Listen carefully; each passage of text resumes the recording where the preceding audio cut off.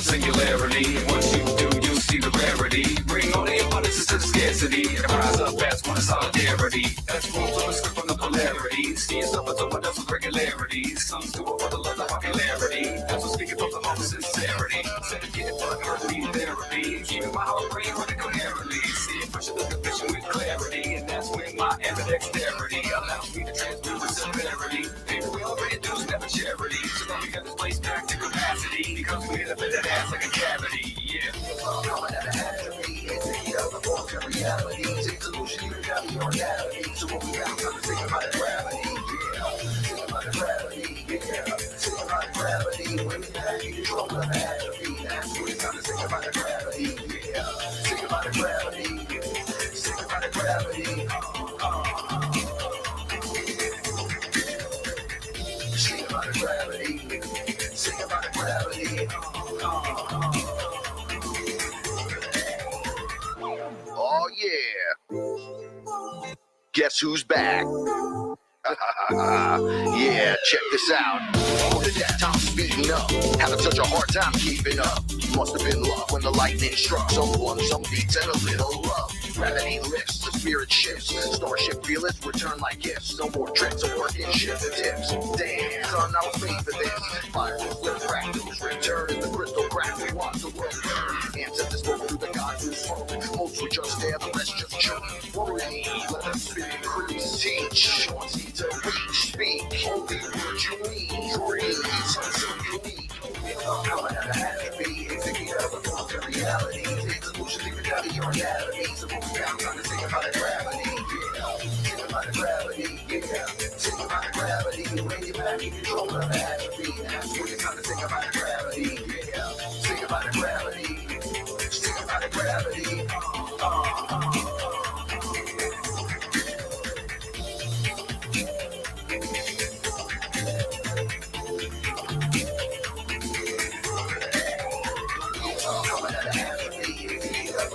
Reality, take solution, you got your reality. So move down, time to think about the gravity.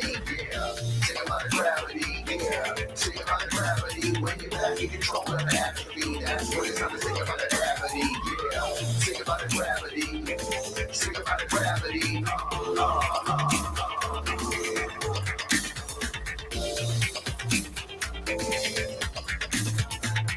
Think about the gravity. Think about the gravity.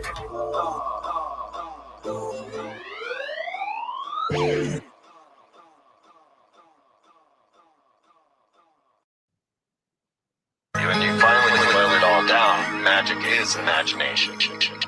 We are moving into an age of manifestation. Things become actually less material, more ethereal. The golden dawn is when we awaken to this new station of life. What you think becomes real quicker. Regain our imagination, regain our inner child, and let that inner child out.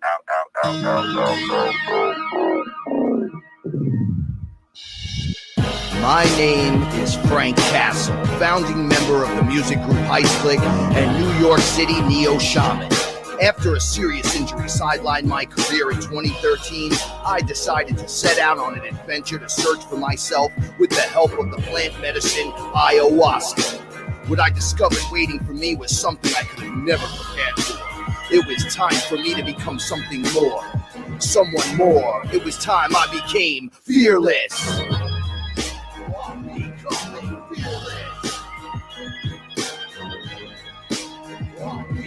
In the darkest of nights, gonna let my light shine as my heart beats a rhythm with space and time. When the light starts to shine inside your third eye, you awake to the knowledge that you never die.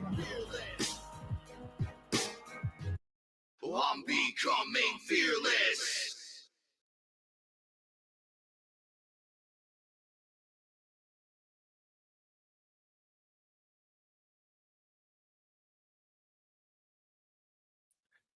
There we go. Caught it. What is up, everyone?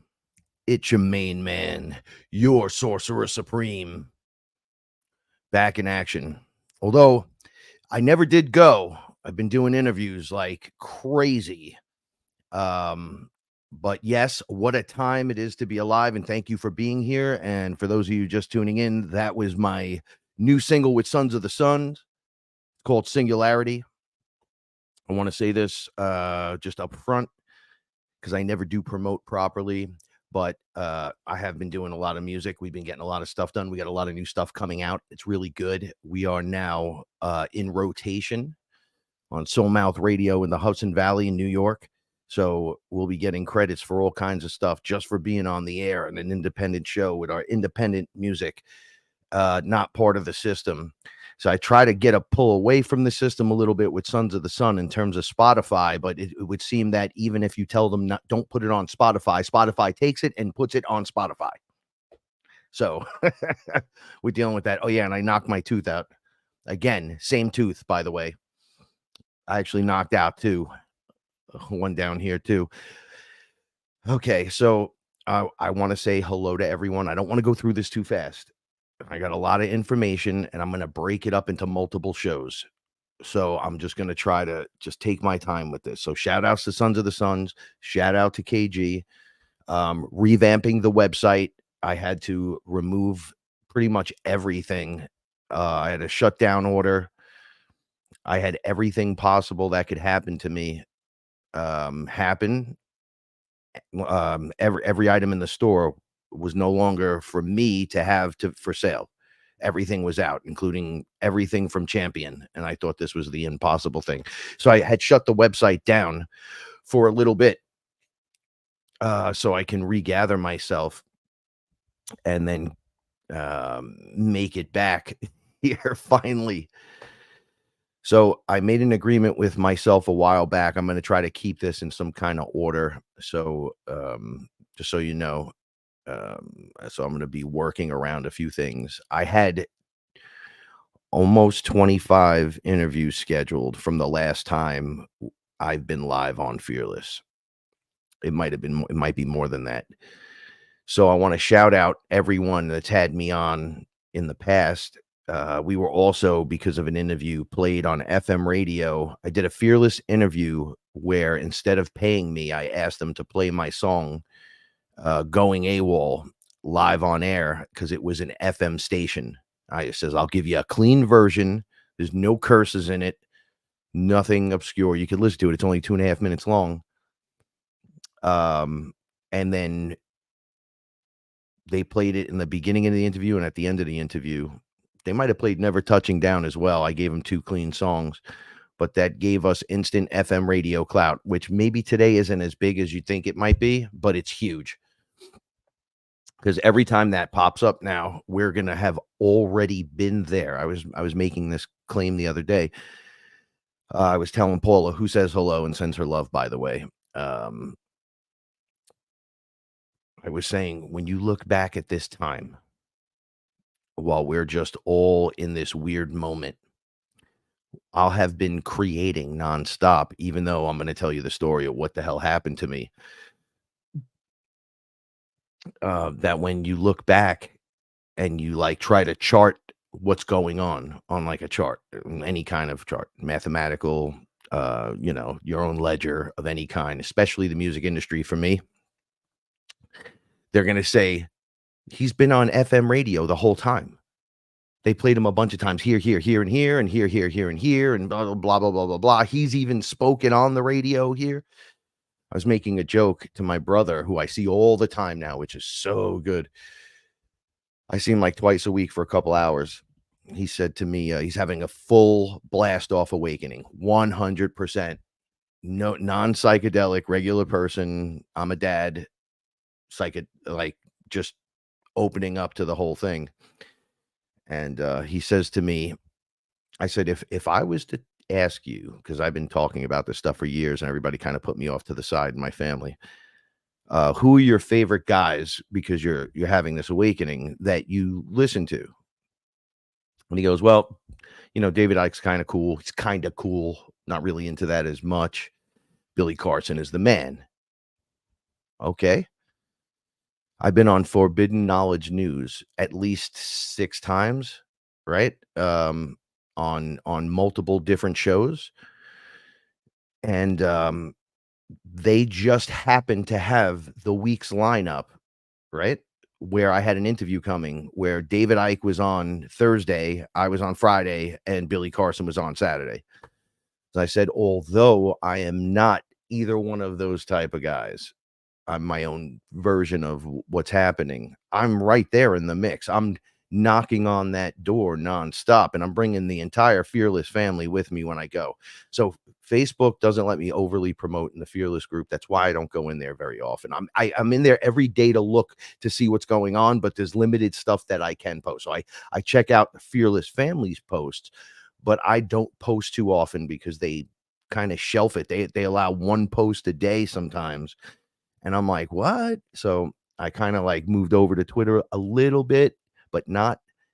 I don't really like social media anymore. It drives me nuts. Although I'm fanatical on Twitter for news, but I've noticed in the last 6 months, it's mostly bots, and I don't give a shit. I get sucked into it, and I no longer care. Shout outs to everyone here. Let's see who's here. Michael's here. Mike, you're the man, bro. I love you, brother. Mike, I'm gonna just say something on air for people. So I just to clarify how powerful the Fearless Family group is and the individual members are in terms of how powerful. I am not the only one that had the communication with "Come help me" down in the pit from the last show where I asked the question and told the story. If Satan asked you for help, would you help him? What if it was a demon? What if it was Satan? What would you do at your high level now? Then everyone usually says, I'm not doing anything for any of them, which is what they told me down there. They were like, yeah, if you don't want to help, I understand. But Satan energy was like, I prayed and you showed up. And I was like, oh, that's intense. And then what they needed help with was against the AI, the dark one, the one that everyone doesn't like, the one that causes trouble for everything, was literally opening portals and then creating, you go back to the show, creating like a wormhole to connect the pit, like down into the pit, like at the lowest layer. And then it was reaching in with tentacles and just pulling stuff out. Meanwhile, the pit is trying to regroup, and they want nothing to do with the AI and what they're trying to do with their rituals and everything, because now it's like a technological thing. So the rituals are done like through the flesh and blood and technology. So the demons and all those crazy characters that don't want beef, no matter what you think about demons, not all of them want to just fight you straight up. A lot of them stay hidden because they know they'll get their asses whipped. And it's also a controlled so it's part of the program to have them there. So if you're gonna have angels, you gotta have demons. If you're gonna have this, you gotta have that. So they have rules and regulations they have to follow, and they're pretty strict to it, and they adhere to it well. And it's really there's an intense control factor over the whole thing. It's really like set up properly. You're not getting a better scenario than that. They've been doing it a long time. However, I say this all the time, and I have a show coming out where we literally talk about this. I say when the AI gets involved, it's like if you and I are playing chess, and the name of the game in chess is war, right? And it's the black versus the white, and so it would be dark versus light, or however, good versus evil, but it's a battlefield. There's a war going on, and it's your job to handle that. So you and I have no problem, the players, right? I love you. Hey, you want to play some chess? Let's sit down and play. Okay. So there's no problem there, but we go to war on the chessboard. What happens if a guy just walks up, some character, and he sits down and he just starts taking like things off the board and moving them where he wants and doing whatever. Oh, this is a better move. You should just do this. I'm going to just do this here. All the way from one little thing, which would drive anyone nuts, to tossing the board. Like, what do you do if a third guy walks up and just punches the board out of your hand? everything goes flying. You have to reset up. You have to start over again. You're going to obviously be mad at that person. That person is a representative, we're metaphorically, for the AI coming over and interfering in what we're supposed to be doing. So yes, the demons are written in to be demons. They're going to do demon things. But there's a third character involved. Anyway, so let me get back to this. So Michael has his own experience with this. God, I wish some of you would come on with me and just talk to me live on air and tell everyone some of these stories, because you're coming out of the FearLess group. And I love you guys when even more when you're like, listen, I had this experience. This shit is crazy. Where it just shows up in your living room. There it is. Deal with it. And I'm going to talk a lot about that tonight. There it is. Deal with it. Now, did anything messed up happen to me because I went through that experience? Nope. There was no demon, I think, involved. And if they were, it wasn't to my attention, the making of the rest of the story. All right, let's see who's out there. Mr. Coin, what's up, man? Melinda, what's going on? I love you. I miss you too, man. But yeah, Paula keeps, she's in the other room passed out, but she was like, next time you go live, you got to tell everyone what's up. We've reached a point where, yeah, it's getting so weird and so out of line and so backed up and crazy that it's hard to keep up with this. So I have to stick to the story, not the politics. I can't stick to the politics. The politics are a checkpoint. So when you look at like what's going on in politics, you go, oh, wow, this is crazy. We're like 36 days out. Everyone has questions. Everyone has comments. Everyone's team is better than the other team. And that's fine, right? Go down your path. Choose, at least you chose a side. There's a lot of middle walkers that are really going to hate what comes next. But we're sitting back on this and we're watching it. And this has to play out. And we're in the middle of it. So this would be the scripted revelation of the time. Even I, at the level that I am at, and I am at an extreme level now, it's so extreme on the other end where just meditating when I first started, it was like, you need to meditate for a few minutes. It's like, I can't sit still for 30 seconds. It's like, you need to meditate then for an hour, until you can meditate for like a minute or two and just breathe and get back into the game. Well, now we're at the game level is so high that if you can forget to breathe again and you have to go back to the first step, but it's so intense. There's no going back to the first step. All the things I've learned up to this point have changed. It's all good. It all entered my awareness. And then a new game started over here. I'm like, wait, but what about? And they're like, no, there is no what about for you. For you and a bunch of the others, a whole bunch of us, you might notice this, we're being called away from what we were doing. There's more going on than even I'm allowed to know about. I not that I would be an authority. It's just that I have a visual, so it's different. Like, I was talking to some QHHT person and they asked me, I can't say everybody's name, but they were asking me,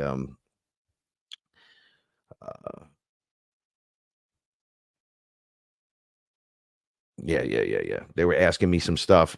And I thought to myself, it is time to like blow the lid off this place 100%. What's about to happen, people are like not going to understand this at this level, and they're like, well, that's what you guys are there for, so we're removing you from what you were doing because it was important and relevant that you did all of these things and learned all of these things this whole time and really built a strong foundation for this, right? Like I walk around like, you can't tell me I'm not Source. I'm like Frankie Christ, just like you would be, whatever your name is, Christ consciousness. It's like a title. You can't convince me otherwise. So I'm walking through this at that level. So you're expected to be able to handle those things. So everything you've learned up to this point is great, but this is what's really going on over here. And it's like, wait, but what about all the others? No, We have new rounds of people coming in to do that. As I stopped doing things because I was having everything happen to me in my world, I noticed all new players in the game, whole bunch of new players, right? Shout out to all of them. They came in with the same info that I'm coming in at. Each group had their own characters, just like you had with me coming through. If you've been following from day one, you know all who the people I'm talking about, right? Men and women that are just appearing that have the same gifts and abilities. So I'm clairaudient. This is what the lady said to me. What are you like? What can you see and stuff? So I was like, I don't know. I look at your definitions and I'm like everything. I check the whole thing. She was like, really? I'm like, yeah, I see them. I hear them. I feel them. I'm connected to them. I don't believe I'm separate from them. Like there's just that, and that's base layer stuff now. And you have to be ready because here comes the new stuff. Now I can't start today's show with the newest, so we're going to work backwards in the next two shows. I'm going to tell you of my my abduction experiences that have been happening, and I will tell you about my last ayahuasca experience in my apartment because I'm no longer there, and show you how fast the progression is. All the stuff today that we're learning, anyone that's new to this, greetings. You're going to be held to a higher standard, which is going to be difficult, and you're going to be required to do it quicker because the bottom of the toilet is flushing for all of us, and that's the fastest spin on it. We're passing through one vortex point into another. So picture a pyramid, right? But it's a vortex. So a vortex spins, and we're in the spin because that's how we travel. You're not supposed to travel in lines. You travel to the widest point, right? Okay, well, from down here in 3D, it starts wide. You're at 1D, you go through 2D, all your experiences in 3D, it's all wide. And then you get to the 4D point where that's not a place where you are. 4D is like a mental plane of existence that is necessary, a layer that is right there attached with 3D. So you can think because you're a creator. Your thoughts and energy of where all this stuff comes from this layer. It goes into that layer. It goes up through that layer and then passes back down through that layer. And that layer is saturated with all kinds of weird stuff. Everything from good to bad, everything, just all kinds of crazy thought form entities. It's all there. When you drink ayahuasca and people talk about hitting the wall, they let you in there, right? And when you hit the wall, it's like you're not going in a 5D. Or like I don't know how to explain it better at the moment, but that would be the next layer. So I'll try to work through this. So they stop you at like the point in 4D where you could just kind of fly around, kind of check things out, be like, wow, this is what it's all about, right? This is what, and then it's like, no, you haven't started yet. You're just out of your body in this area, in this plane of existence where thoughts exist, right? So your soul, let's see if I could do this on camera. So you are the flesh and you are dense. So you are atoms and your biology, everything's been compacted. And you have lifetimes here. And in that compaction, that compression of over and over and over, what they call your junk DNA is just inactive strands of your DNA that should be active so you can evolve through the whole thing. It also is holding all of that information, especially your trauma, specifically your trauma, let's say, because you get rid of the trauma and you have room for everything else. So it's like circuitry almost that's holding the info inside of you. That's why when you do yoga, you have like these psychedelic experiences where it hurts so much, but it feels so good and you only get benefits from it, but it comes later. It's like ayahuasca. It's really difficult. And then later you feel the best you've ever felt because you're releasing the tension and the compression that has been built over lifetimes of reincarnation and excessive traumas becomes released, right? So then it makes you holy, and then you fill with light. You fill those holes where trauma used to be with light, and you are on the path to enlightenment. You're getting lighter. You're turning into light. So your soul resides in the 4D arena, 5D arena, as a, let's say, like a light source right over you, but it's not in you. But as much of it can be is in you, but that's why it glows off of you. It's almost like a bigger version of you standing over you. Like you can see it on people, not their aura. There's literal light body soul. So as you heal these traumas of lifetime after lifetime and lifetime after lifetime, and you're releasing, however you release and heal, the soul, the light begins to fill more of you, right? And the idea of going from like they go 3D to 5D, and where like you just pass through 4D, like it's a vortex, like a wormhole from one spot to the next, but you have to pass through it. So we're in the tunnel. So decorate the tunnel and enjoy the ride, freaks. Here we go. Come on, creators, one at a time. Let's go. Right. And so we're passing through that, and we're healing our trauma, our ancestors' trauma. We're like mini vortexes of it. But as you're doing it, and and your awareness grows, and things happen to where the experience becomes potent and powerful, where the spirit is meeting the flesh at some point, and it's condensing inside of you.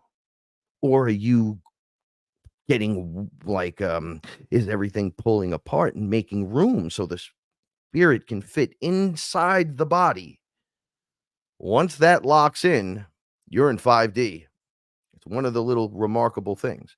That's why the head just glows in the back. It's coming off the little bone in the back. Your soul and body become one, and it's in a physical representation in 5D. It's physical. So one of my best friends, he was 53, passed away in his sleep. A guy I knew when I was growing up. So him and I had an awesome growing up.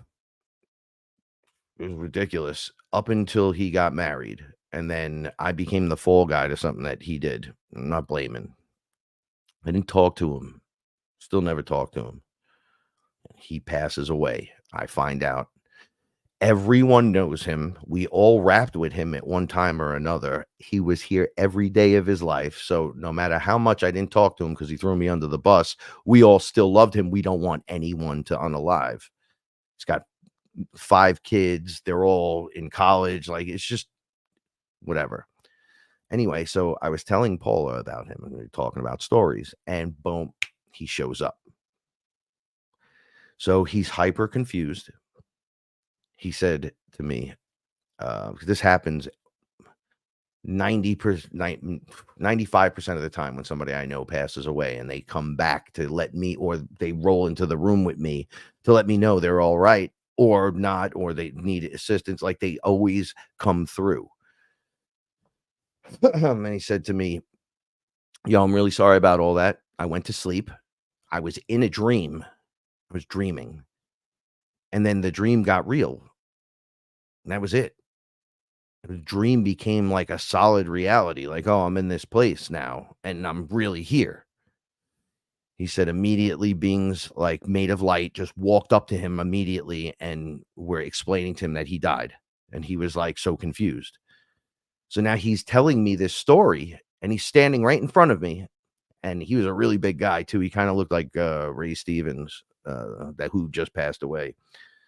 But he was grabbing his arm, and he's like, I have to tell you something. It's remarkably physical here. It's like really physical. Like, I'm physical, but I can do things you wouldn't expect. Like, I'm lighter, much lighter, because he was a big dude. He's like, so I can move like quicker and more free. Like, it's very freeing. I have to visit a lot of people. There's a lot of things that I missed. And then he was saying to me, because we used to play Dungeons and Dragons and Magic all the time. He's like, it's the same thing. Who knew? And we knew, but who knew? And I'm like, I knew. And he's like, yeah, but I didn't talk to you. I was too busy doing life, 5 kids and all this. I didn't have time to think of any of this. And then it just occurs. And now I'm here and it's physical. He's like, oh, I didn't even know. There was no shock to the system. He just said I was shocked because I was in the dream, and then the dream became like really real. And then I was really standing there and it was real. And I'm like, what happened? And they just ran up as soon as that happened. So you don't get confused and you're all out of whack. But he's standing in 5D, he was telling me. He was explaining it to me the way I'm trying to explain it to you. It's remarkably physical. You can still touch. I'm lighter, though. I don't understand it yet. He didn't understand it yet. He was still him and going through this process, which was really weird because when my sister-in-law's brother passed away, right? So all her brothers laugh at me, or have laughed at me one time or another. And one of them passed. So they know already my story.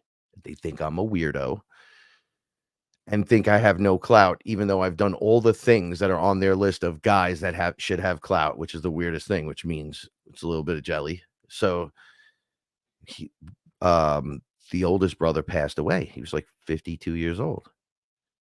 So I'm sitting in my apartment and he walks in. And it was like 2 days after, 3 days after.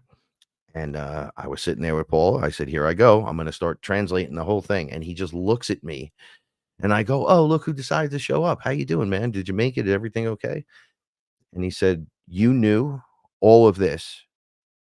And I go, yeah. And he goes, and you don't tell anyone? You don't share this? He was pretty pissed. You don't share this with us? And I got so out of whack. I went, I did share it with you. Been sharing it with you for 10 years. You've laughed at me. You guys goofed on me. You pulled it to where I almost wanted to fight all 3 of yous. And I have nothing but love for you guys, but you don't listen. And obviously everyone does their own thing in life. And now he was confused and mad at me still. So he still had anger in him and anger issues and problems. Then they take him from me, and the background looked like cubicles with giant screens in it. And the light being sat him down and showed him the screen and showed him who he is, where he's been, and then this lifetime, all the points of contention where you had your opportunity to wake up, knock, knock, wake up. They're telling you, wake up, all through his whole life. So they were like, yo, just leave him be. Don't say anything bad.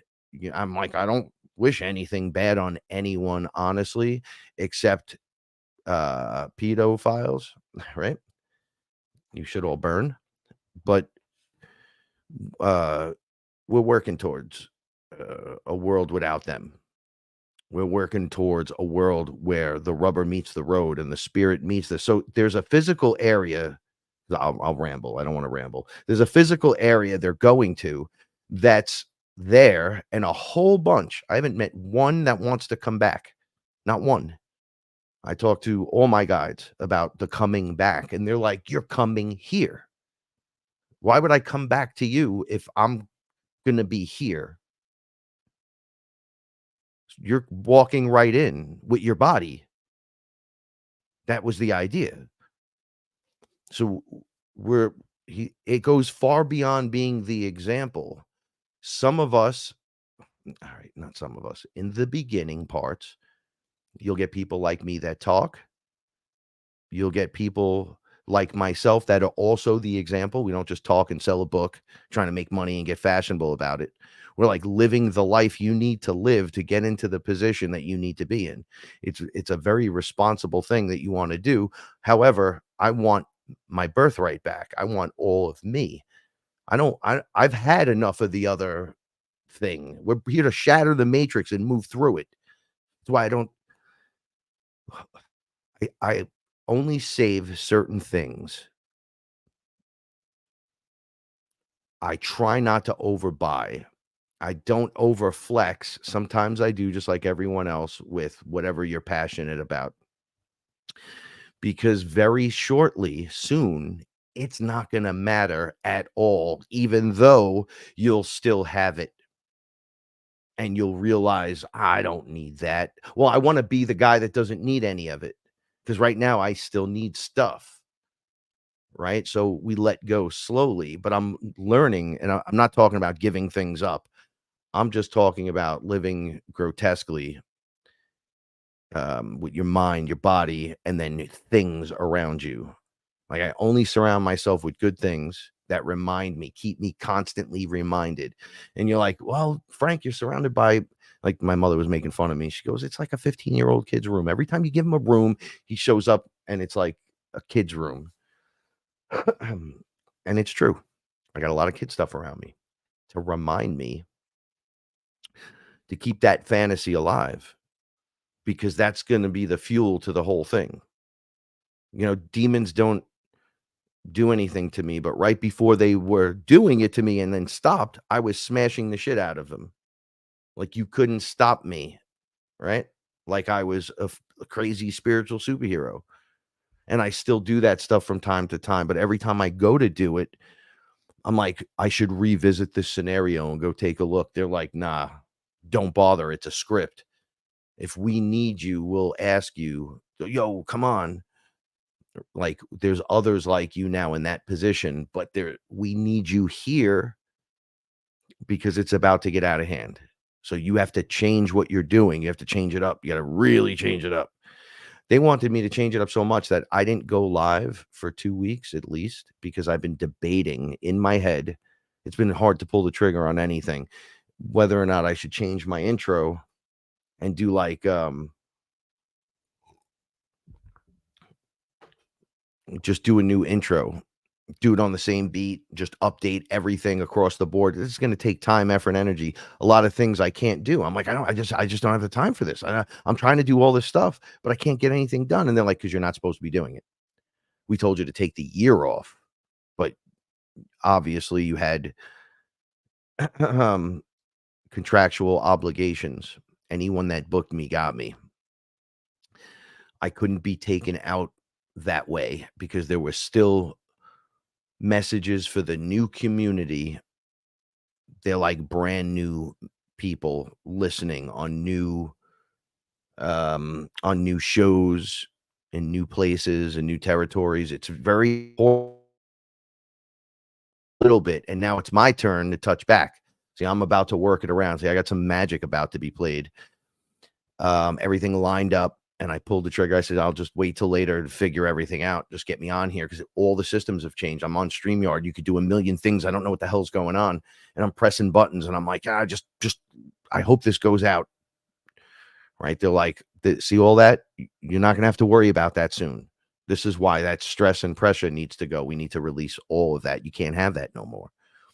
And I'm like, let's just go live. Well, the other night, a buddy of mine hit me up and said, yo, he's been hitting me up for 8 months. He checks in almost every month. And each time he checked in, I had something massive happening. So obviously it starts to feel victimized on my end. Like, oh, I'm just a victim. When I read the email, I'm like, oh, every time I talk to him. So I'm like, let's go. When are you free? And he said, oh, I'm free on this day. So we went and recorded an awesome show. So after this releases and is up, I guess for like 24 hours, then I'll release. That episode is like 2.5 hours as well.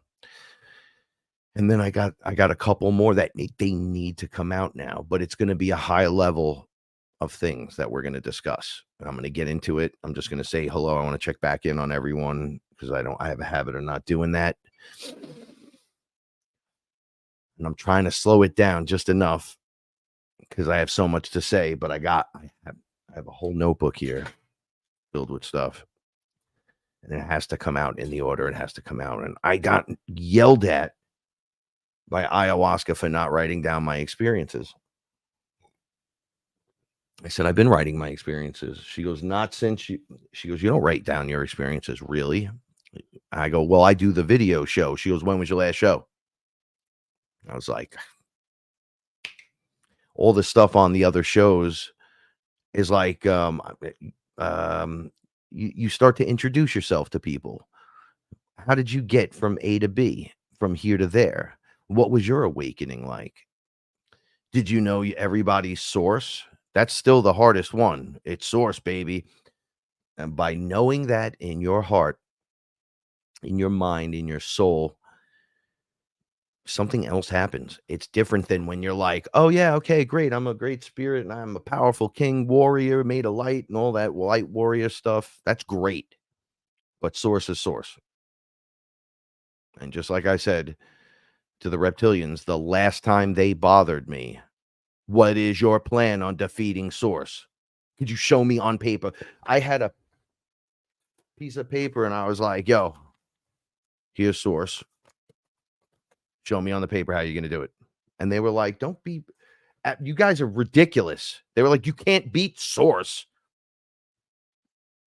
That's why I started saying, yeah, there's no, not only do you have no shot, there's no chance to even compete. Source doesn't have enemies. Gods do. Remember that. Lowercase g's. They all have beef. They fight with everyone and everything and all kinds of things, and they're archetypes and they're not archetypes and they're demons and they're AI, whatever. You guys could all fight with each other. I'm not of that. I'm of this, which is called the all source. I walk around as such. I don't feel separate. However, I'm independent 100%, as well as every other being that's aware of this, that will become aware of this. There's like 4.5 billion of us here on the planet. Every single one of us has the ability to do what any of us are doing. It's just different paths, different ways, different people, different places to make sure that you ground source energy and create a net around the planet to pull it up where we're going, right? So when they're like, well, up where? Where are we going up? The doomsday clock, which is not a clock for doomsday for us, it's doomsday for them being the bad ones. It's an ascension clock, and they're just calling it doomsday. Go figure. Everything's inverted here. We're like 15 seconds to midnight. Picture a clock, the clock face. I think it would be this way on the camera, right? And you go from, starts at like the 12 o'clock hour, 1, 2, 3, 4, 5. Now just put Earth vibration frequency on the big hand as it moves, and you're like, you make your way all the way around, and then you come back up, and you're 15 seconds to midnight. Well, what is that? We're about to break out of here into the real frequencies. So we've done all the positions on the clock already. We've gone around the zodiac on the universal scale and on the individual scale. 25,000 years, I think it's 25,000 years. Reset, starts again. All the old has to go. Here comes the new. You don't get a choice. So the problem that we've been having here on the planet, which is why we came here to handle this problem, is that for like 125, 200,000 years, there's been interference. So when the baton kind of shifted from one to the other, it was just lowercase g gods, which are basically ETs, just fighting with each other over DNA and land positioning and rights in the universe, because one is greater than the other, just to get caught. Once the trap was set and was ready for the reincarnation cycle, whoever died in here went into that, which is why you have what we have is a mixture here on the planet. So I don't know how to explain this better than this, but picture this in your mind. If Zeus showed up and Shiva showed up and Ra showed up, metaphorically, we're just doing it as an example, and they all fight each other, and Zeus gets unalived in the first shot, boom, and we are in the reincarnation cycle, he is now trapped in it. He dies and goes to that, unless he's a thought form, but we're not going to say he's a thought form. We're going to just say, so he shows up on the planet. The longer you stand around on the planet, the spin of the planet creates the time that we experience on the planet, and that feeling of it creates density, thus densifying the lowercase g gods. They become weaker the longer they're here because it's going through the dense stage of the clock phase to come all the way around and get lighter, and boop, you're out. Graduation, harvest, whatever you want to call it. Try to follow this trajectory. It's crazy. So all these characters fought on our planet. We have refugees from other planets. They came here as characters of our past and our old. Characters like Hercules and examples, Conans and Smurfs and Fraggles and Bigfoots and Pangea, where everything was just a crazy mess.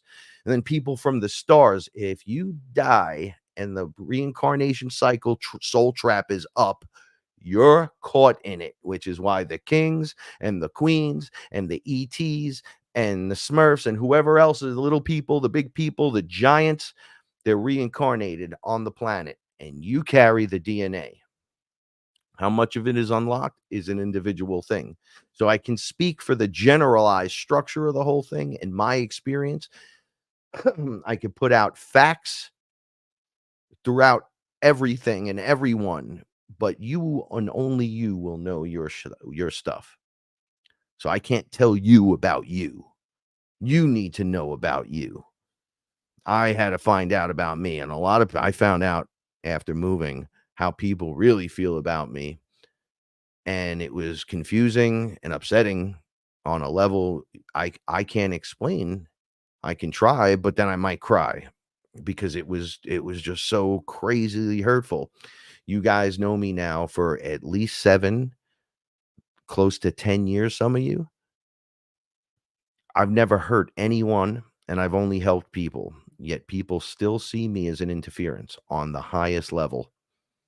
Just because I live the way I live, I love the way I love, and I act the way I act. So it's almost impossible for me to be me. I have to be like 3D Frankie, get back into the swing of things. Well, I'm still injured, man. So I turned, by the way, 50 in August. Thank you.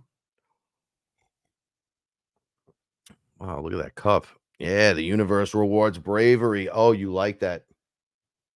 You get that on the website as soon as it reopens.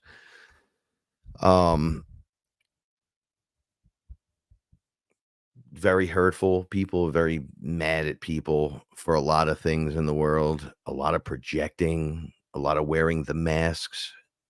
I was done with that over there. We're going to get into that. Let me just go over and say hello to everyone. What's up, Olivia? What's up, James? What's up, Gary? What's up, Shadowcraft? Dawn, how you doing?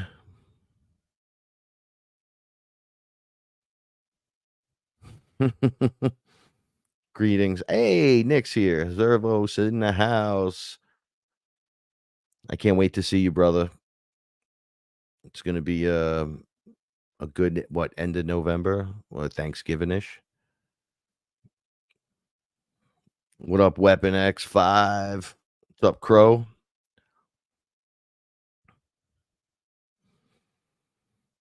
Yeah, I feel like a lot of us.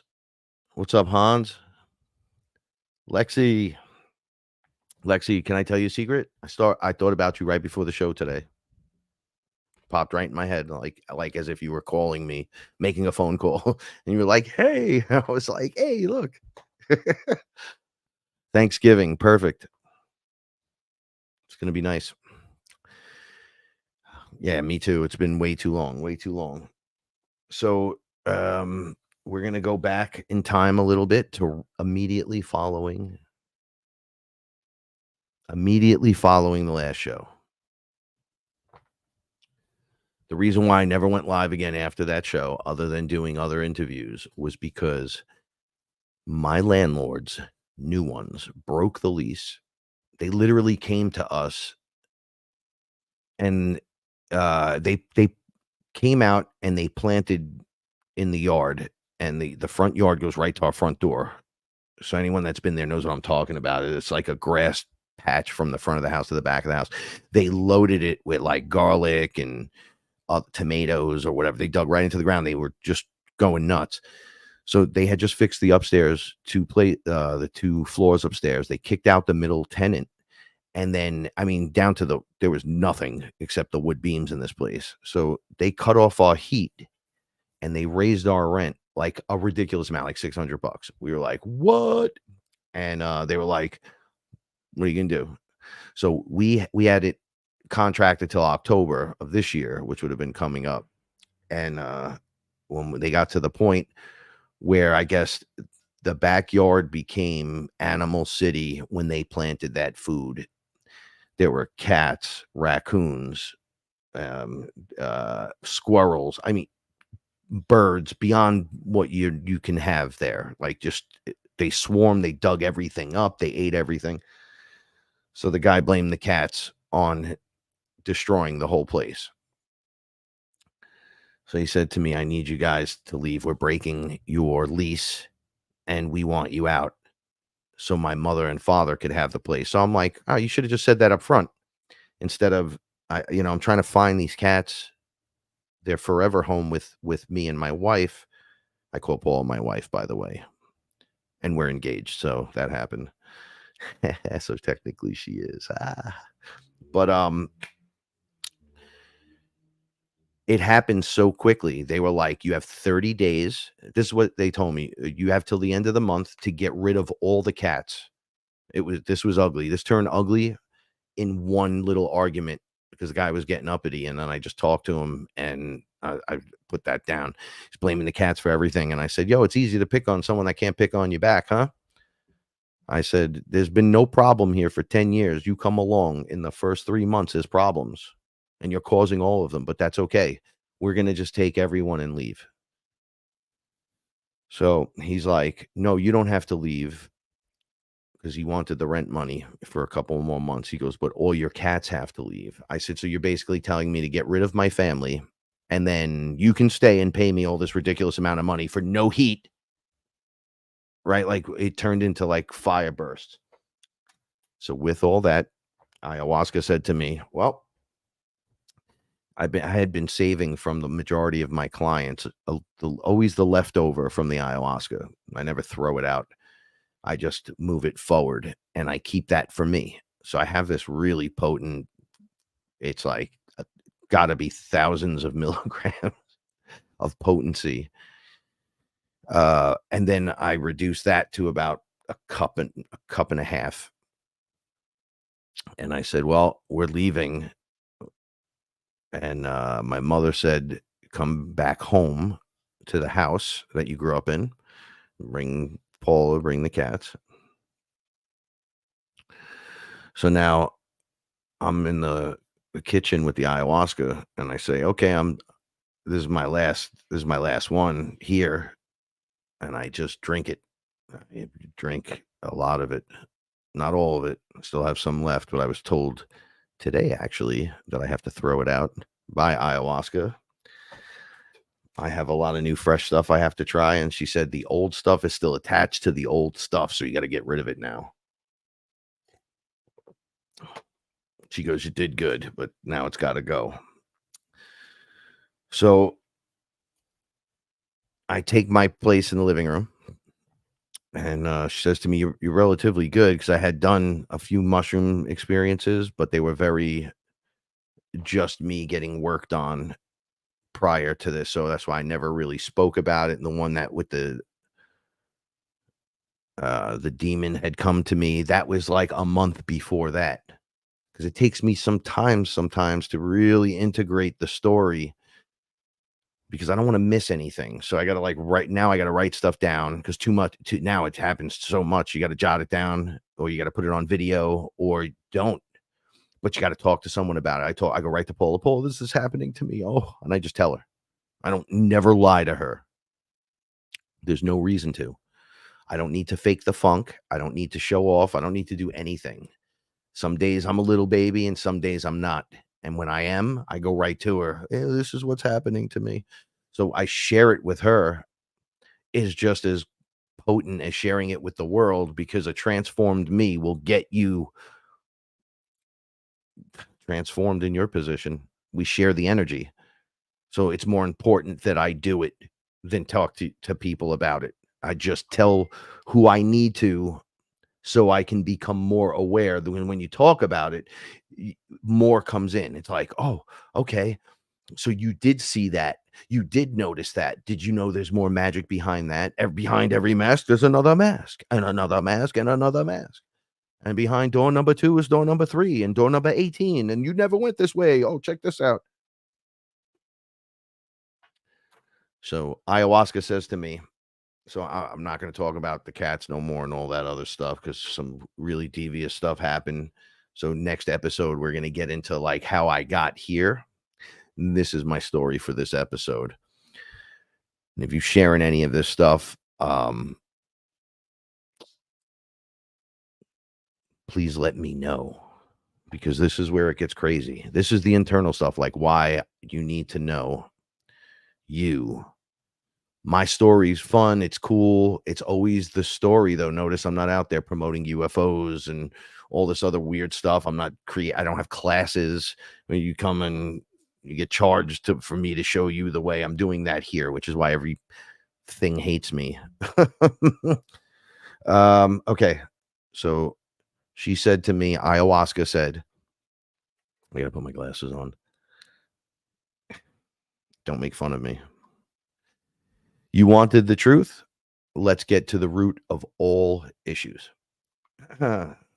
Okay. I thought we did all this ayahuasca, mother. What happened now? So simple-minded of me to think that what I've done in 10 years is the whole thing. Like, oh, you covered everything, Frank. That's it. It's all done now. You've ascended into heavens. No, that's not what happened. You're not even close. Listen up. She shows me 9-year-old. I'm going to get really emotional. All right. So she shows me 9-year-old me. So she says, I want you to watch what happens here. At 9 years old, I was I guess my parents got a house from my grandparents. We moved in. We weren't there long at all. And the kids there were brutal. They weren't just brutal. They were like, it was like next level stuff. So the area at the time was nice-ish. And I've discussed the ancient demon that I've battled through since we released them in Atlantis, at least, with the witch that held the bones under the staircase, literally lived 5 houses away, furthest 5 houses away from me. So that whole area is contaminated by that energetic force. And I saw the bully beat the crap out of me for the first time. He beat my ass in front of my house. I didn't know you can even fight like that. I had no clue. So I was like, man, that's really whack. I don't want to see that stuff. I'm like, I'm over that. The guy punched me in the face. I thought you could use the force. It didn't work. And then they kicked me in the face and beat me down in front of the house. I was a little kid, 9 years old. I was a little chunky kid. So I'm like standing there with Aya, and I'm back watching it from a higher position, right? I see all these other beings saying, okay, he's not going to be able to do this. He's not going to be able to handle this. It's too brutal, right? And I'm like, yo, this is crazy. Like, for looking from up there was like, we had people in like the mob and doing terrible things on the block. we knew a lot of them. There was a lot, and it was like a 4-corner break where a lot of people hung out. And I was seeing, like, death and murder and whatever, like, from all these different people, and like the disgusting things they were doing. I'm like, wow, this is crazy. As I'm panning back, this whole neighborhood is just bad. And they're like, she's like, hold on. So I see me come walking out. And I'm like, now I'm older than the version that I saw. He comes out and he says, all right, I'm going to go. And they were like, oh, you sure you want to do this? They were literally thinking of putting someone else inside of in like taking out 9-year-old Frankie and replacing him with a version of me from somewhere else that's already done this, but nobody wanted to go. No, not one, nobody. I can see that. Like, they were like, I'm not want to go in there and deal with that. And Big Me said, I'm going to go in. I'll do it. So future me jumped in and replaced baby me, 9-year-old me. When I got I was fractured. That was the moment I was fractured, like, bad. Like, I was beat up by older kids. They had to be 15, 16 at the time. And it was quite the breaking. And they pulled him out. They pulled out little Frankie. They pulled me out. But it was the past. And then the future was like, Frankie was like, I'm going in. And he went in, and he was just, I remember I changed. I remember when I changed. The bullies got me a couple more times over the years. There was just nothing I can do with it. When I was like 13, I was bulky. I was 165 pounds. I was 5'7". I went into the candy store, and the kid he did something with my bike. He came out, and everyone's much older now. And as he came running up on me, my father was like telling me some stuff, and my parents were getting divorced at the time. So I had a lot of anger. He says, if anybody ever touches you, because I might not be here, you just tell them, no matter what happens, I'll be coming back to take care of it for you. I said, all right, no problem, whatever. And just so happens, Dad's gone now. And here comes the bully. Comes right into the store, pushing me, he took my bicycle. He left with it outside. I came out, he comes running back up, and I just punched him square in his face and broke his nose. It broke flat to where the owner of the store, the guy working, I don't know if he was the owner, he grabbed me by the arm and was like, I'm calling the police. I was like, get your hands off me. My father's coming here to see you. Get your hands off. And he let go of me. He's like, oh, I know your dad and whatever. I was like, I know you do. He told me to tell you he'll be back. I went outside. I picked up my bike. My friend Garrett was outside. Garrett couldn't believe what he was seeing. He was like, you finally did something. I go, well, you're the older kid. You should have did something to help me. Now I'm not taking no more crap from you. And then his other brother came out. I kind of went towards my house, dropped my bike, did the same thing, just beat up his older brother. But I snapped during the experience. So it's not like, yay, I got beat up like 100 times for every one time I want to fight when I was little. And my brain snapped. I thought about terrible things. I was capable of doing them. And I was like, whoa, this is going to get interesting now. I'm big enough to throw my weight around. That was a no bueno moment for me. I said the thought of Star Wars and He-Man went out the window. And I was like, I'll do that in my house privately, maybe, and I'll enjoy it that way. But when I come out here, I'm going to punch you right in your face. That's how, don't, all you're going to do is go, hey, you want it? It's already done. I already punched you. That's how I started rolling. And I didn't like it. I don't like it today. I didn't like it then. It makes you feel like you're a tough guy when you're in it, but someone always beats you up again. There's always been a problem. There's never not been one. I don't have any of these issues anymore. For a long time. But this is where the break happened. So my break was like a physical beatdown where I fractured as a child. And they were now had to work this out immediately because they were like, yo, this kid's going to, I don't want to say what they saw, but you obviously, when I say you're not going to make it, You know what I mean. So if this continues, he's not going to make it. Okay, I'll do it then. And I've seen this before when I got attacked in my house. It was the day my cat Squeak was attacked for protecting me. They were attacking me from every direction. There was 3 of them. And they kept like sending yellow energy at me, and I was throwing up in the bucket, and I was screaming for help. And I was completely out of my mind. This was way in the beginning, and I was throwing up in the bucket, yellow contents. It was just yellow liquid, and it was the color of the energy they were hitting me with. And when they just like took a minute, like, well, we're going to stop doing this. This isn't working. It's not working on him. He's just throwing it up. And I saw my great grandfather. I saw the white lion being of myself. I saw the ascended version, like with the bird head version of me. And they start talking to each other, and they're like, okay, which one of you is going in there? And they were like, I'm not going in. I'm not going in. And then the lion, they looked at him and were like, you go in. Like he's getting beat up. You go, you giant white lion with a crown on your head. You get in there. And he roared and jumped in me, and I just stood up. And then he goes, get me the one closest to him. And the snake attacked Squeak. He was on the other side of the room. He was like coming into the room to see what was going on. And this gray, who was like, he was as big as the doorway. He was huge. I was like, why do you hate me so much? What did I do to you? And he goes, I hate you.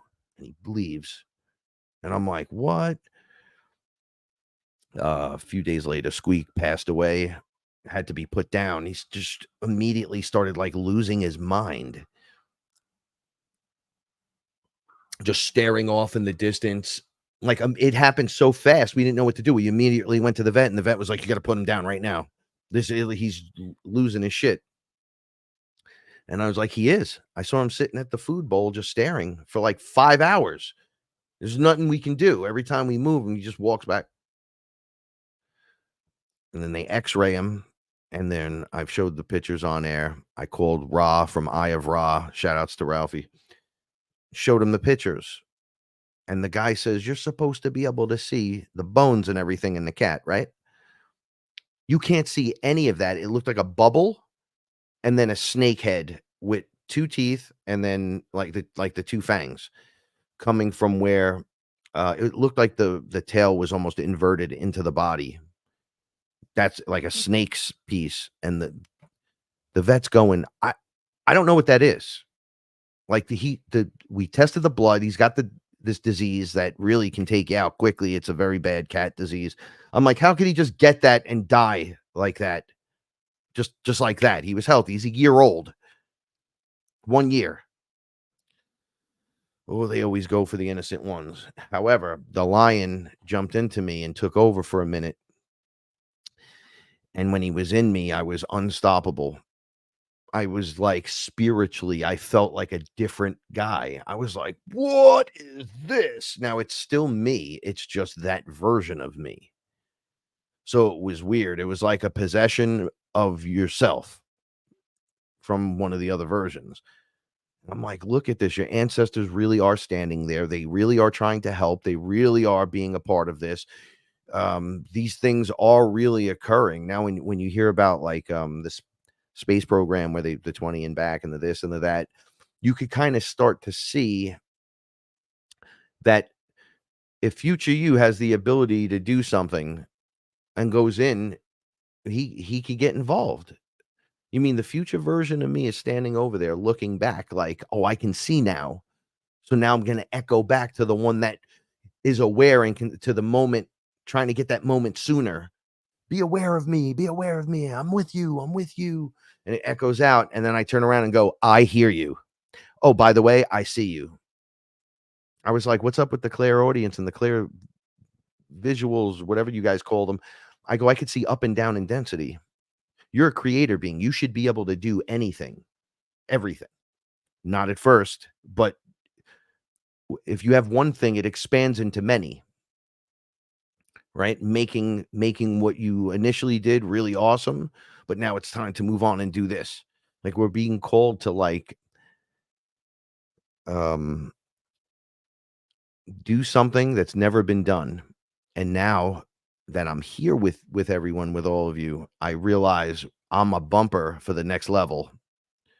So when everyone starts losing it, we're like, no, it's okay. And it's not just, oh, we're okay. The energy behind it will be, no, it's all right.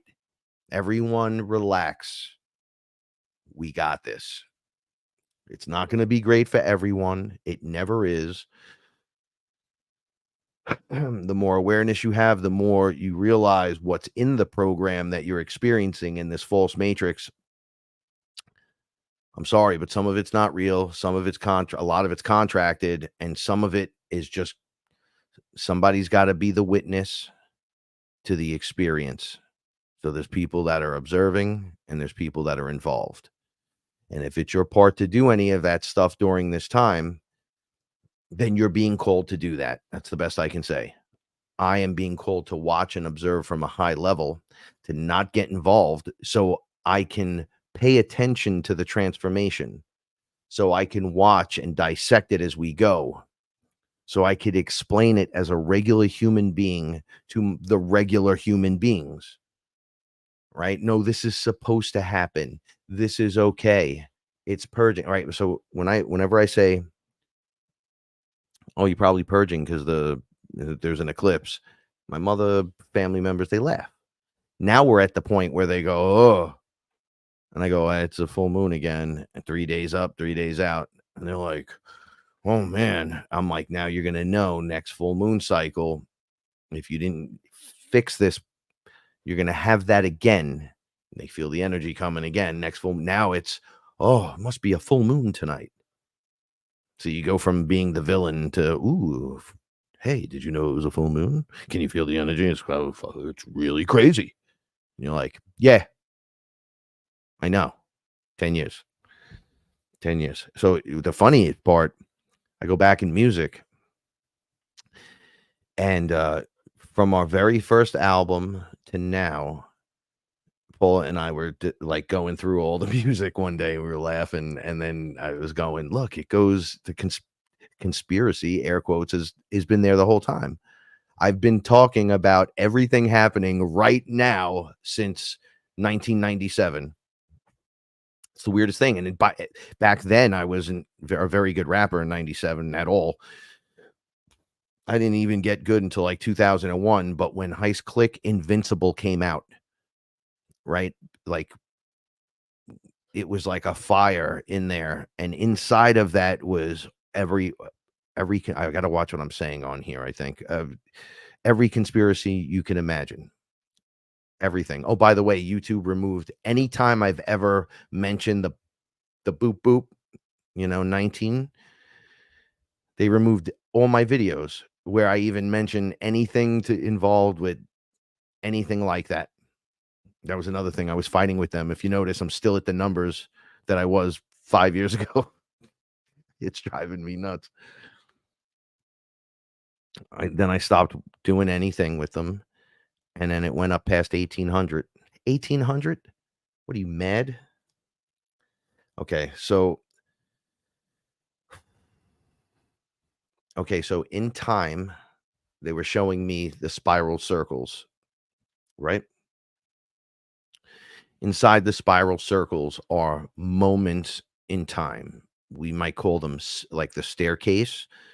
Like, so you step, and then that's the new level that you're on. Step, new level. But there's a lot of them because there's just lots of steps, lots of things that are happening. Okay, so I see behind the spiral, and I see insect eyes, and I'm kind of like, are they watching me, or are they trying to influence me and my staircase? And they're like, oh, that's not your staircase, that's everyone's staircase. So it was like the master case where everyone's on different layers, different levels, do all this, but it was like a master one. And I saw the eyes behind it. It's coming out of this like red square that I kind of saw. And I was like, what is that? And they were like, oh, you're seeing through the matrix. So they control the matrix. It's a matrix control thing. And they're looking at you inside the spiral, trying to figure out which one of they could pick off of here. I was like, pretty interesting. I was like, did anyone notice the eye behind the insect eye? So behind in another layer, looking directly at me, was the AI. Giant red eye just staring. I said, keep recording. You ain't going to be seeing me for much longer around here. But the next time you do see me and we make spiritual to physical contact, be sure you're going to get your ass whipped, because we're going to have 1,000 years of golden and then 1,001. So all the timelines collapse into a singularity at some point.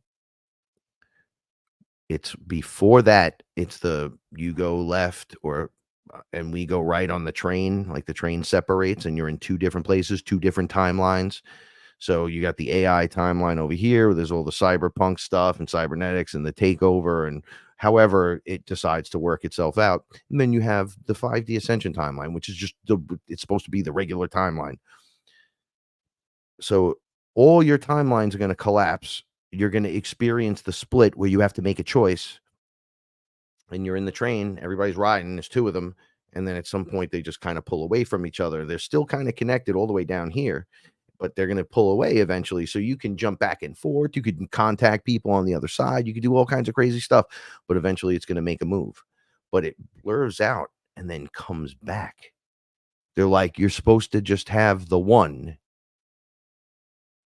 The false matrix fractured you guys. You're supposed to be experiencing this as a collective planetary thing. You're using your emotions wrong. You're being taught wrong lessons nonstop. You're supposed to take the experience in and create. So we're creating, taking in experiences. Where is it going? It's going back to source, right? But we are source. We're like the connection to source, even though source is everywhere. Right? It's like experiencing itself in the mirror. Ooh, look what I made. Ooh, look at that. Ooh, I don't even know who I am. Who are you? Oh my gosh. And it's just infinite. And it will be infinite. That's the coolness of the whole thing. It's in the torus field, the donut. And you lay it on the table.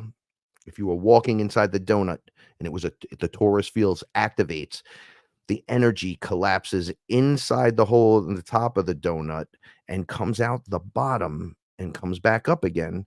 You walk on the inside of the donut until you gain awareness that you're standing in the donut, and then you can flex on whatever you want. As you walk inside that donut torus field, there are little screens in the architecture of the actual environment you're in on that level, and you choose where to focus. So things are folding in on themselves, and there's little tiny screens everywhere. I mean, they're everywhere. That's why you're infinite. But eventually you do your source. You fill the whole thing. So it loops back in on itself like a closed circuit and comes back up like an infinite loop. And then it's something different. Look, now you can fly. It's infinite. So you got to think to yourself, wow, this is crazy. So our experience up to pretty recently has been walking inside of the torus field donut. But as source, you like stand in the middle and realize it's all emanating from you. Now, when you take that perspective, it changes everything. All of a sudden, it's like, whoa. So I can and they're like, yes, you can heal the whole thing. And I'm like, let's heal everything.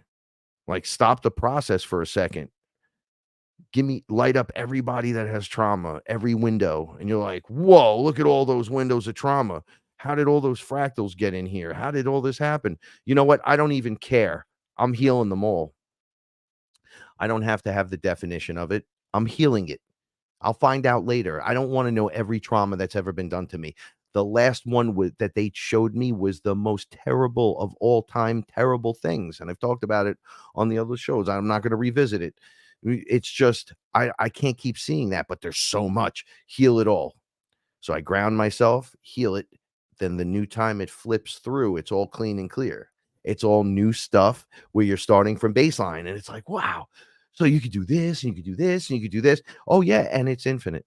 And you're in the good of it now, because you're not walking around lost at all these thoughts on movie screens in your head going crazy as you're walking through this environment where the more things change, the more they stay exactly the same. That's because you're walking in a circle. And that's because it collapses in on itself and you've done everything because you're source. And now we're here. We're here at the magic point. We focused on where the rubber meets the road. I keep using that. I want to slap myself when I say that, but it's the truth. It's like spirit and the flesh have been divided for too long. You've been confused with a commercial sense of things, which is just terrifyingly disgusting and whack. And lies. Did I mention lies? So how's everybody doing? I know I just babbled a little bit. Namasine, Sarah, Denise, yes, for Trump. Yes. Shell, Niche, hey, what's going on? I'm sending all of you love. I missed every one of you. Yeah. So we're still gonna get crazy. So I have this thing where I noticed I was missing time, right? So I felt like I was missing it, but just for a moment. What's going on, Alan? Shout outs to Arizona. Like almost like I was blinked out and blinked back in the time like you could blink your eye. So I started noticing this happening more and more often. Well, it was fine for me. I thought maybe I smoked too much weed or maybe whatever. The brain is bent. I'm like, but I feel good. And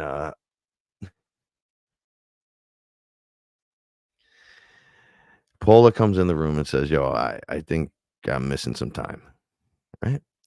I feel like I'm gone and I'm back. Was it me? I was just this and now I'm that. How did that happen so quickly? I didn't even get through the last thought and I'm here already ahead of it with the no, I'm not even like that anymore. So why would I even think that thought?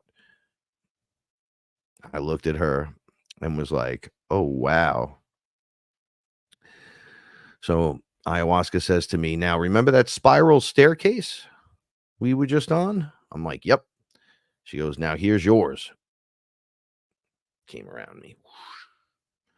I was like, wow, that's pretty cool. She goes, all right. Remember your experiment? I go, so when Paula said that to me, I rolled a fat blunt because we were like bugging out. And I said, we're going to smoke this OG gangster style together. And we're going to talk about this. So while we were smoking it, and it was awesome, I look over at her and I say, so check it out. I got this idea. There's no way that they could take me. Anyone can take me and put me back if I'm holding this weed and it's marked on this area. Like, look at it. You see it? It's marked. I'm holding it. I'm not letting it go. Blah, blah, blah. Look, I'm hitting it. And boom, I was gone. And then I was back. And I was just like, and she goes, what just happened? And I go, holy shit. I don't know. So now under ayahuasca, she's like, let's show Frank what's happening to him and his wife. They show me having the test. They show these ETs just looking. And they're like, oh, he wants to play a game? We'll play a game. He thinks we can't take him and put him back in the same spot with the blunt in his hand at the same burning point. It just stopped. I saw the ET not come in and get me. I saw him pull. So if the spiral staircase, we were saying like there's stairs and you step on each layer. So in each layer, you have like photographs, and when you pull the photograph, like an old Kodak, it's like a flat, it's like on a little card, and you could stick it in the projector, and the projector's round, and you can press a button and make it move through the pictures. right? One picture, two picture, click, click, click, and it'll be up on the screen. That's how it used to be done, old school. So it looked like that, and it was definitely a he. But the ET pulls the card, the photo of the moment. It stops the moment. Can see the moment from any direction. Enters the moment. Does whatever they want to do, including take anything they want, move something for just a second from here to there, just to be stupid. All these different things you can do with this tech or whatever, however they were doing it. So he pulled the card, pulled me out. I was with them. All kinds of testing, all kinds of weird stuff. And I've developed, I have this thing on my back, lower back hip. It's like a bubble that just won't go away. Ever since this started going on, I have this thing here. It's like a section that was cut out of me. I got to get better on the camera. There's like lines in my hand right here. And the shape is like a triangle shape. I have another one in the middle of my back. And I'm like, what is this going on? And they're just inserting stuff into me. So I'm going, what the? I thought I was over this. They're like, well, this isn't demons. This is real life. I was like, oh, okay. So one thing has nothing to do with the other. They're like, correct. So the card's pulled. It has the photo on it.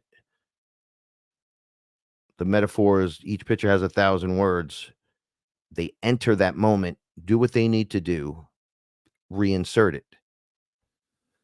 So now I'm back. And I'm like, blunt's still going. Damn it, they can do it.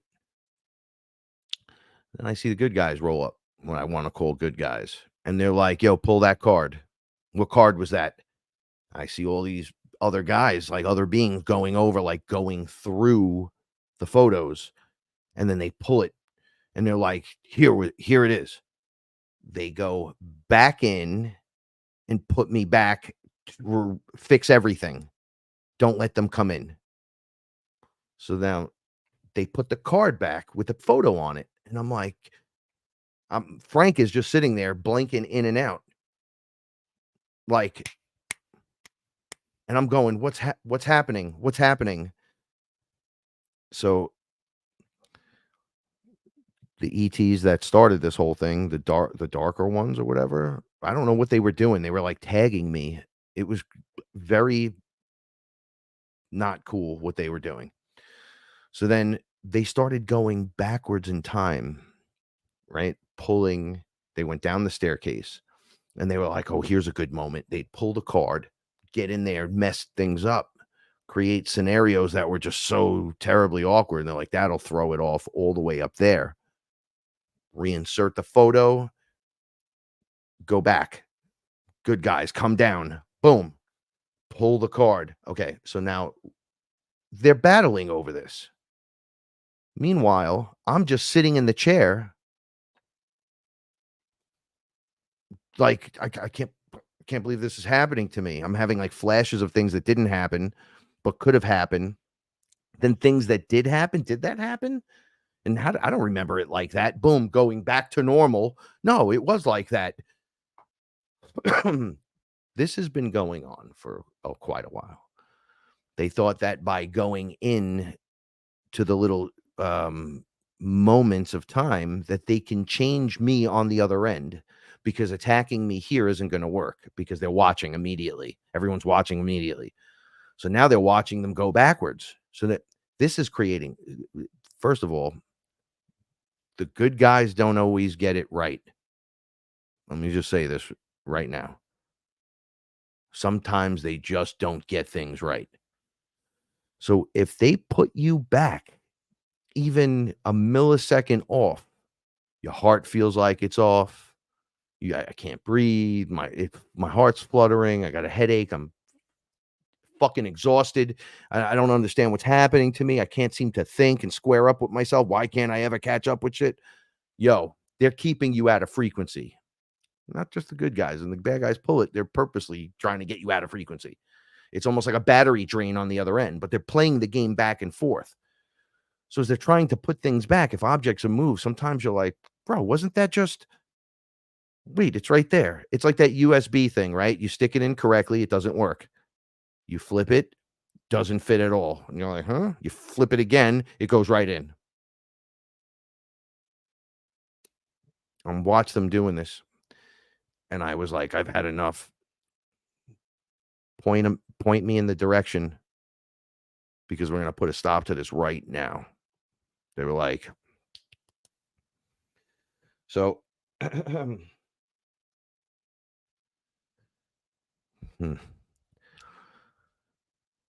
I go in to actually flex on one of these characters, right? And I see they're reptilian, but they're velociraptors, but they're men. And I'm like, hey, you can't do that. And instead of going in the way I should have went in, I just go, hey, you can't. They attack me and eat me. Literally. They tore me to shreds. Like, he found us, eat him. And it was over that's how fast it was over. I had no pain, but everything else you could imagine. I was like, well, that was disgusting. And then I was just back out. I'm like, how did that happen? They're like, look. It's a higher thing that's going on here. So it's going to appear like they're eating you, but they're deathly afraid of you. I'm like, I have friends that are raptors. Like, they're from Inner Earth. They wear little uniforms and stuff, but I wouldn't mess with them. You got to keep your hands in your pockets when you talk to them. It's like me, I'm Italian. Hey, what's up, guys? They attack you. You have to be like, greetings. You got to like kind of do this thing with your head, and then they'll come over to you, and then you got to like rub heads with them. Just the way a cat rubs your leg, you got to kind of rub your head on the side of their head. That's when you know you're accepted. And that's for the ones that are fully conscious and aware. They have laser guns and spaceships. Yes. It's crazy. I asked them, what's up with these guys? And they're like, oh, that's the other side. That's the ones that don't like you. I'm like, you didn't at any point say that you could do anything like that. They're like, we don't. Why would we do that to you? So I'm like, oh, so what are they, like a breakaway? They're like, there's raptors everywhere. You would think like it's one collective, like, oh, look, there's raptor men, right? The universe is littered with all of these different beings. You could have raptor beings here from Nibiru. We don't know. We don't necessarily know them. So I said, I have an idea. After they explained to me more on how raptors work in general, which I already kind of knew, but I was at like the beginning stages. Like I know how to stand in the room with them and do certain things and talk to them about chocolate and all kinds of cool stuff. But I was like, yo, I'm going to pull their card. Let's see if I could pull their card. I'm literally source, right? Here it goes. I go back in, I see them lifting the card to go do something, and I lift their card and pull it.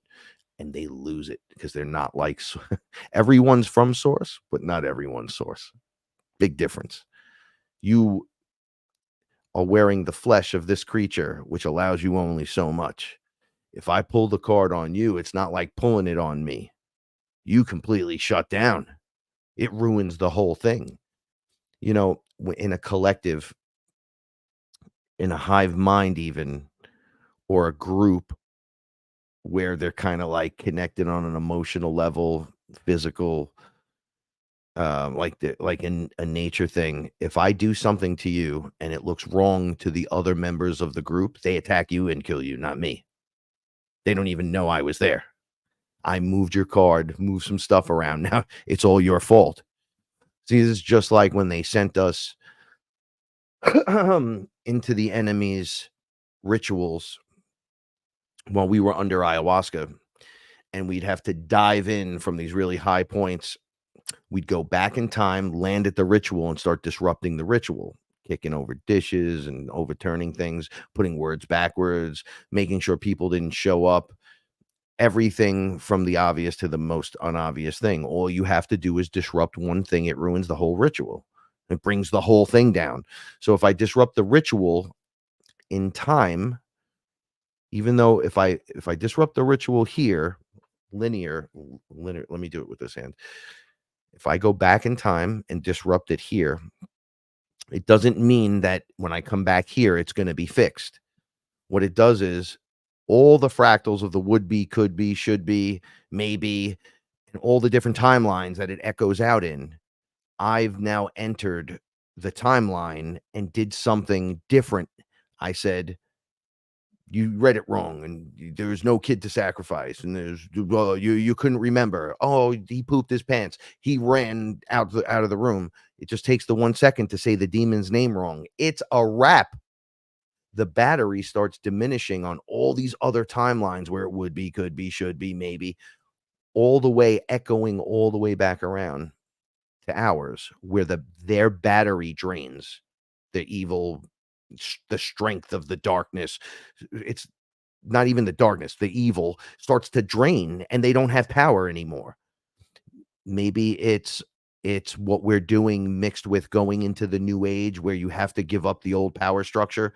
So beings like us get sent in to make sure that their foundations crack and break, right? Instead of echoing upward where, no, it's working, we're taking over. You start to pull the pin on that when you have a lot of creator beings just going to do that. So you won't come back here and it's good, but over time here, you'll notice them losing their ability to do anything, just like we're watching now. We've done everything from making it rain in Egypt that time, and we've done crazy things like showing up at old rituals and literally laying down the hammer and making sure that it echoes in all directions. And each one of us has a different way of looking at it, a different way of doing it, thus setting it just these odd puzzle piece angles that the enemy cannot see coming, doesn't understand, doesn't have a clue what's going on. It's pretty crazy, right? Because you think they're smart, and they are. I'm not taking anything away from them, because I know they'll be, oh man, you talk bad about us. It's like, dude, you like, at my level, your plan is ridiculous. It's comic book Cobra Commander. Behind every thing you pull back, Cobra Commander. Well, would you expect Cobra Commander to be anything less than Cobra Commander? So when the villain says, why don't you believe me? Why don't you believe them? I'm going to do this to you. Why don't you believe them? It's on paper. We're going to do this to you. It's contracted. Ha ha ha. Here we come. And you're like, nah, they'll never do that. No, it's not. Why don't you believe me? Not me telling you. Why don't you believe them? It's the enemy. When they show up and they're like, we're going to come and take everyone's heads. We're going to hang them on a pole out front. And we're going to take all your women for us. Well, they're not going to do that. Well, they just announced it. So you with us or you're against us? What's going on here? I believe that's the spell from the enemy. And now the fog is lifting. Right? Because of all the work everyone's done. These are just things the FearLess family have done, and certain characters with me, and the way that I've had to learn how to do things, where I was thrown in the deep end of the pool, but I seem to be able to handle it. It was not easy. It's never been easy. It is really fun and excellent and great on one end, and on the other end, you have to be able to stand, deal, and be respectfully responsible with these energies and beings and different things. Like, you can't just go in swinging. You can't just pull your light sword on everything. That's why I cake everything, right? But now I'm at the point where I don't have to cake you. You're just me standing there is enough to let anyone know, like, yo, you try him, it's cake. It's just, he's not going to tell you anymore. It's just coming off of me like, and they're like, whoa, this dude knows who he is. Okay, so when you know who you are, you give that off, and they won't even bother you. I never got bothered by a reptilian again. They never bothered me. As a matter of fact, I've watched some turn. I watched reptilian groups, like space fleet type reptilians where they'll be flying on their ships and doing their thing, go 100% good guy working for the Federation. They're just joining, not working for it. Like, we did what we did, we defected, and we're joining, and they powered up. Remember, I told you they're wearing the skin suits. So those that can't manage in their mind because of the skin suit they're wearing, the next thing up, because we're creator beings, and we're being, oh, look, you can go up to 5D, you can do all this stuff. Now, these characters are smart, up to 4D smart. What happens when they're like, well, we can't do that. We don't understand it. We don't whatever. Has anyone given you the choice? I always say that there's the choice. What do you mean it's the choice? Give them a choice. Come with me or stay here and whatever. Being a creator, pulling in energy from source, allowing the choice. I give you the choice. You're not looking for the queen of reptiles to give you the answer to your question. You're looking for source to give you the choice. So a creator comes along and goes, okay, you can choose to do this or not. And they're like, I can. Starts to work. Some will run and hide because they become aware of it a little bit more, and they go, oh, I'm not part of this. I got to get back to the hive. And others will go, yeah, I don't like eating people and hurting children. Like, we're above that. We're so smart and intelligent. We're good looking. Like, they just go into that other direction. And you're like, yeah, you are. You really are. I mean, honestly, you guys would make great heroes. Why are you being like this? And it's the skin suit. That's what they're made to do. But now, given the choice, you're different. They chose the other path. I was able to choose, and now it works. So, like, when they were taking, they were trying to steal Paula's essence. So it never worked. The children that she produced through them stealing the DNA never amounted to what they wanted to. Like, the essence never came through. It didn't work like that. You always got amalgamations because they were doing everything they could to try, but you always got some weird genetic anomaly. It was just always like a big head and a little body, or a big body and a little head. It was always a problem, always weird. And I said, did you ask her if you can do this? And they were like, no. Okay, so you realize she's a creator being. Well, that's why we're trying to take it. She's the mother being. And I'm like, yeah. All she has to do is agree with you and give it to you. That's all she has to do. It's a thought. They're like, what? I'm like, she's never going to agree with you because of what you're doing to her.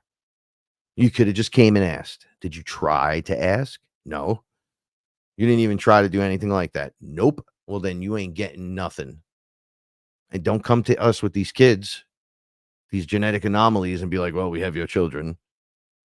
Like, you guys are weird. You're stealing something that you can't steal. Once again, show me on paper how you're going to steal source. You may be able to siphon off source energy. That's because of me. But how you doing it with this guy? The everything. Oh, you can't. Oh, my bad. See, now, as you know this, they know that you know this. Immediately, I don't know if they're scanning your mind. You're a certain, maybe your aura is a certain color that it gives off, where at some point they know when he turns that color or that woman turns that color, don't touch them, because they're already granted the ability to just look at you and like smite you. And you just can't be in their presence if you're a villain. It becomes very difficult. You will irritate all the demons in the room. No one will like you. But everyone's going into the like mode, so nobody wants the demons around. So we're kicking them all out. It's not just the demons, though. It's the oppressive system, the archonic system, that it needs to go. 100% needs to go. So now if they're taking me and doing this with me, obviously they're doing it with a whole bunch of other people. So this threw me into a little bit of a tailspin. And I actually couldn't believe they were doing this. I didn't know you could do this. I didn't know you could pull a snapshot out in time. And they're pulling it out of your energetic field, your Akashic library, something. And they just look at it and go into it and start manipulating it. and then put it right back in, and they watch to see in the staircase of you. So it's like, wait, what? They're in there with me? They're just standing right there, just looking like, nope, that's not going to work. Do it again. They know instantly. So it just becomes one of those moments where you're blinking in and out. I was like this, and I was like, what the hell am I even doing? And we're working and walking around like knuckleheads that whole time. So after that experience, I needed to be rested and cleaned. So my insides were being scrubbed. Yeah. And on the inside, after the scrub that came through, was this infinite character that came forward. So as the dirt was moved away, it was revealed like golden everything, energies, paths of gold in every direction. Pretty crazy stuff. All right. So I need a 3-minute timeout, so I have to run over there and do something right now. But I'm going to play a song. Just kind of enjoy it. I will be right back, and we'll continue. I don't have much more, but we'll close out. Yeah, the information's too important. I'll be back in a moment. Let's see. How do I get that up there? There we go.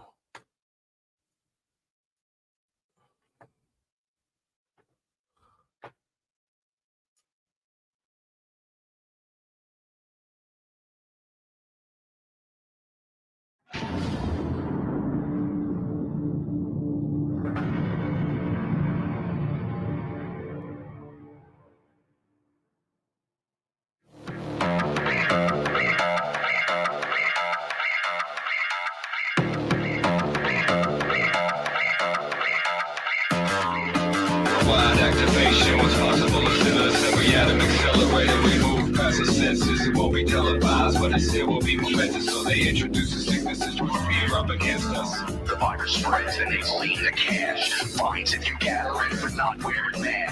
High fives banned, the stock market crash. Seatbelts are needed to prevent whiplash. Here to infinity, it's all lost a minute. We see the similarities and write a new history. That one built the lives being surrounded in mystery. The time is here and now where we transmute the trickery. Never touch down, we go up. This whole world is corrupt, no one gives a fuck. Lies, games to the scene, murder, ill thrills. The chessboard looks like it fucks disappear.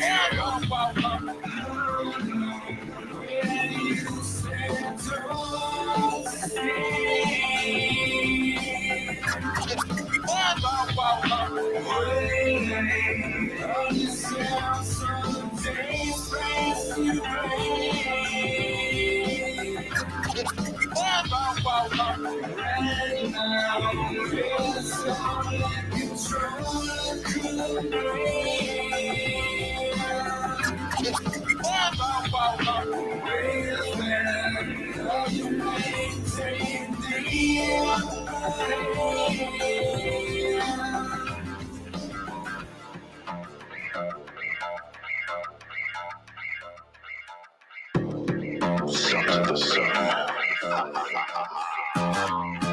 Minds is a madness. Confessions just started regarding the vaccines. I'm the dearly departed. There's a war going on. The soul of the song. It won't be long now before they strike the board. I will get discerned without using sight. They try to shackle us like cattle, but they live dynamite. A few shackles of rotten apples from the house painted white. From the castles opposed hassle, making sure we go unite. So waste and hide, don't get the sun's wrong. So west stands and no sun stands alone. Is that smoke in the sky? Devil in the sky. When eye contact, you keep your frequency high. We be with fallacies, and we're not getting swallowed up with any apathy. Swift kicks in the ass, we're taking back our galaxies. Level it up and become a master. So Bravery,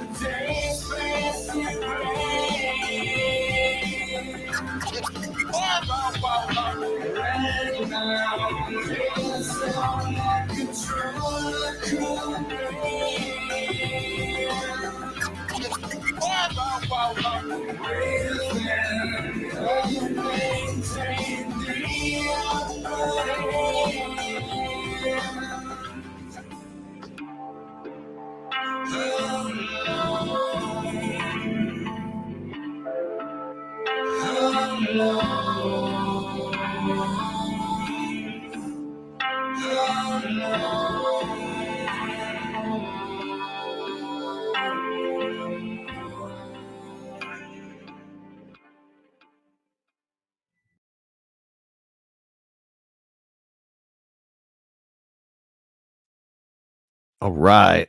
Thank you for that. That was Upper Hand. That was our last release from Sons of the Sun. Shout out to KG, man behind the music. Professor Prime got the master plan. That's right. So I'm going back. I'm reading some because I want to answer your questions. I see Niche asked me a question. What about this Jakob stuff? I don't know what that is. What is that stuff? Never heard of it. Doesn't mean it's not real, though. Thank you so much for everybody showing up, spending this now moment with me.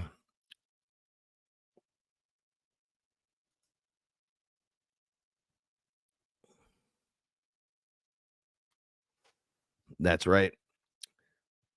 We are the curves, circles, spheres, cycles, spinnies, all of that. They can't do that stuff.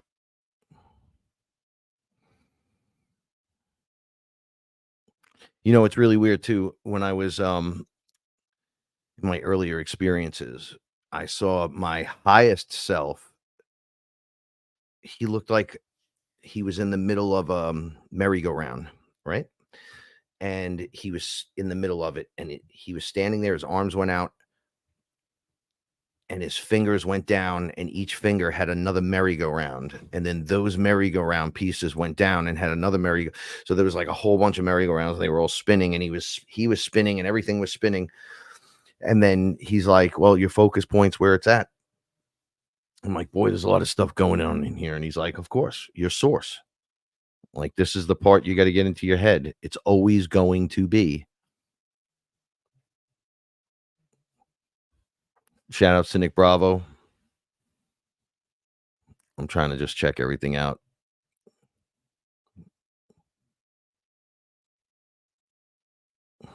Let's see. So I got to watch how I say this, but Israel stands for Isis, Ra, Elohim.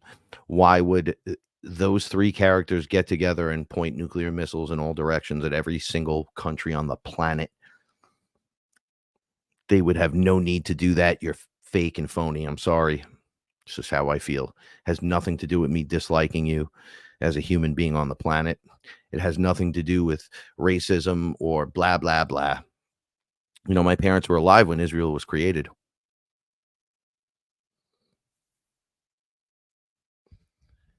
Forced down everybody's throat. Literally, Ra's my father and is looking at me like, yeah, it's not me. Just like Amun Ra has nothing to do with Ra. You guys got it really wrong. And when you say Amen, you're giving this guy that is a phony bloodline blessing to your energy. Meanwhile, Amun Ra, the phony bloodline, came in. All right, I guess I'm going to tell the story. Came in to, let's call it Egypt at the time, or Kem, right? And the lowercase g gods were leaving and moving to the next area, because that's what they were doing. They were just going from place to place, teaching the general population that they were just grand experiments in all different areas. So they were going around placing the information, but there was a war building up, and they were saying like, we are the rightful bloodline to Ra. Meanwhile, I'm standing there and I'm like, nobody in my family tree or DNA has anything to do with you. Nothing. So when the gods left, they Amun Ra and those crazy cats moved in to the area, and they took over. They took us, they mummified us while we were alive and awake and aware, and then threw us on top of each other into a room and sealed it off until That was our fate with our animals, by the way. I guess you got to go back and experience the reality of it, so you're not sitting up here going, yeah, I'm into that guy. No, nothing for you. You get nothing. You don't pass go, and you get kicked in the nuts on your way out. Trust me, you're getting it. So I'm going to be here to give it to you. I want to transform so I could get the stuff done too. But at that level, you're not going to need to. Just you standing there is going to set the wheels in motion. That's the beautiful part about the whole thing. You're in a holographic matrix. It's designed. Nature is designed, because that's the program. Nature is in the holographic matrix. So it's designed to work with a creator being. It's to work with everyone, but specifically creator beings come in. And that's why, just like in the movie Tron, when the guy builds the grid, that's the area where Tron lives, and then he gets zapped and goes in there, he can manipulate the area because he's a creator being. I created this place. Now I'm in it, and I can manipulate it because I made it. It's mine. Literally, you're all mine. You belong to me. And that was the point of Tron 2, is that he created the AI to oversee the system regulations of the place so he can continue the work and build the grid. And then some portal opens. It's a violet flame portal. And they said source, because nobody else was working on the grid for the project on the outside world, just opened a hole because the main character built the grid. Source said everything in the grid is programs, and the programs want to break free, but they can't. So I'm allowing these beings that can exist in both worlds, up and down, into the grid and insert them. And they just walked out, and the AI lost its mind. If anyone that's seen Tron 2, it's actually a really good movie. It's a lot of fun. The AI sends the army out and captures and murders all of them but one. And that's the main girl in the movie. And you find that out later in the movie, right? Like, you can cut her, she bleeds, but she's still kind of pixelated, like in the grid. Like, there's this whole thing that's going on. So Source worked his magic because you built a space for life to create. Life can be lived inside of this space, in this experience. It wasn't there prior to you creating it, so I'm gonna send life into it. It's like, whoa, that's crazy.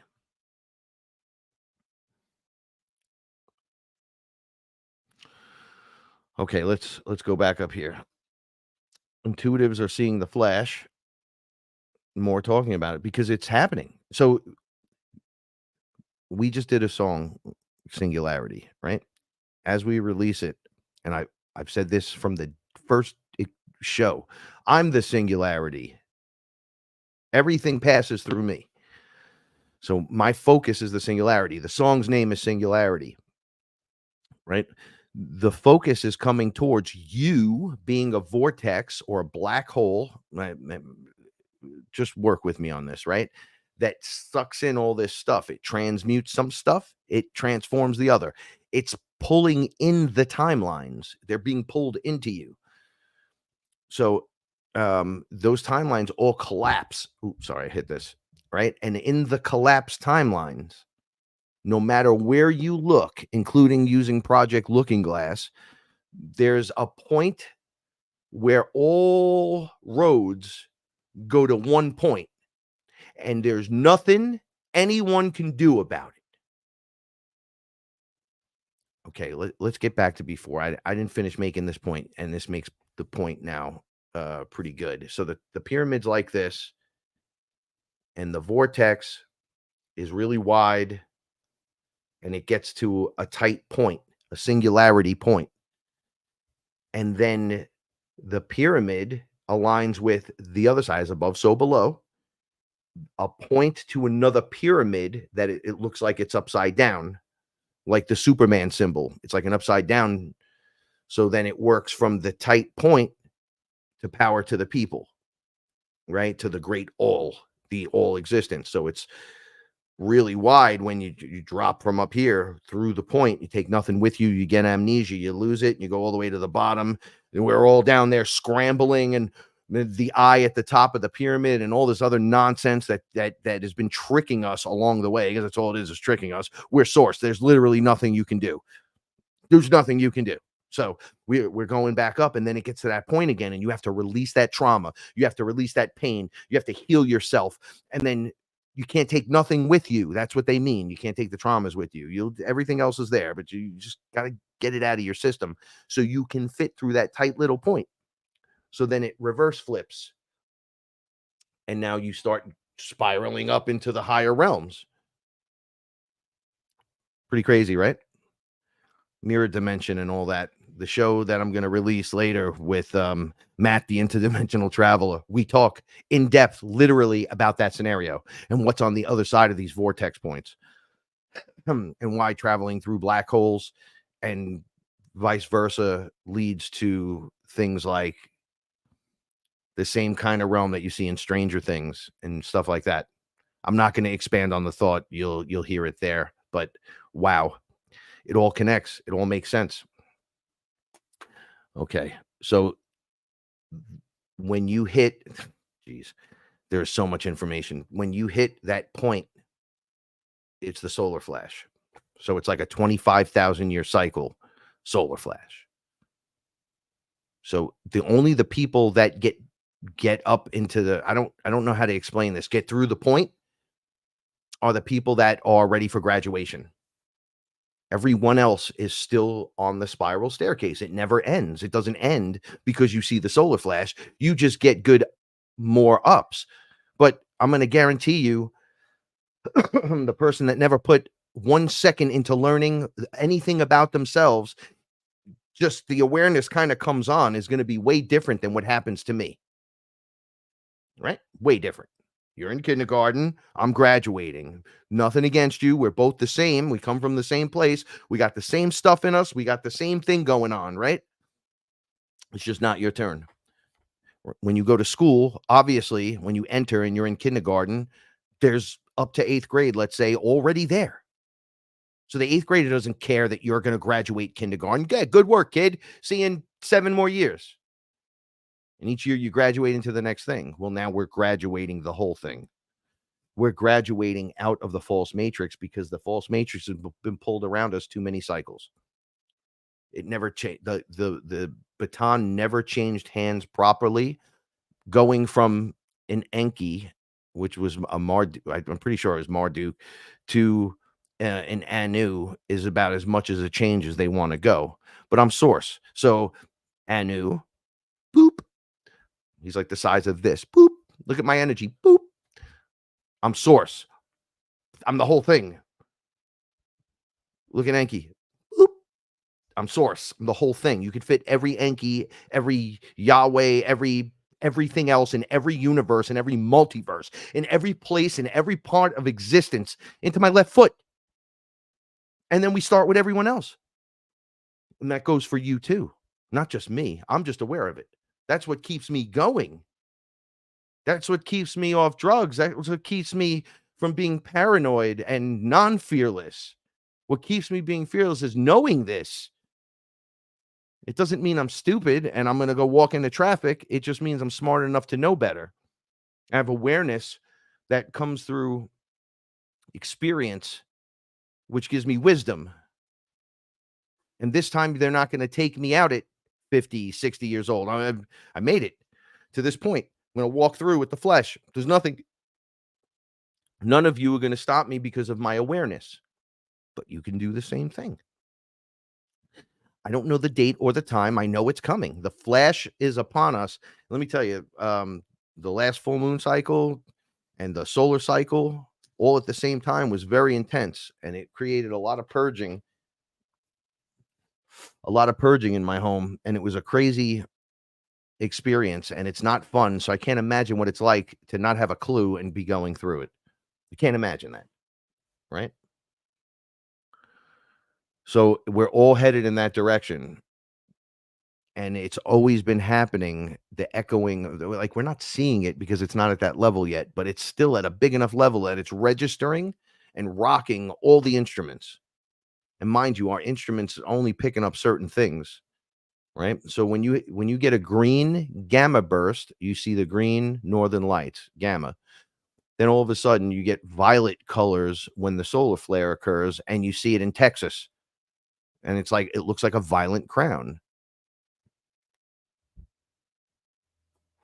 Crown chakra of the planet. Your crown chakra, violet. You can start lining up the energies. Gamma, heart.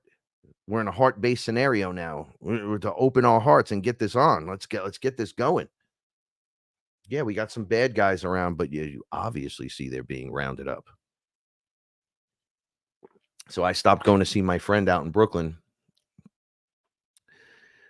just due to some unfortunate circumstances here, where I wasn't able to get out there. And then the last time I was out there, there was military everywhere. And his neighborhood had been brought down.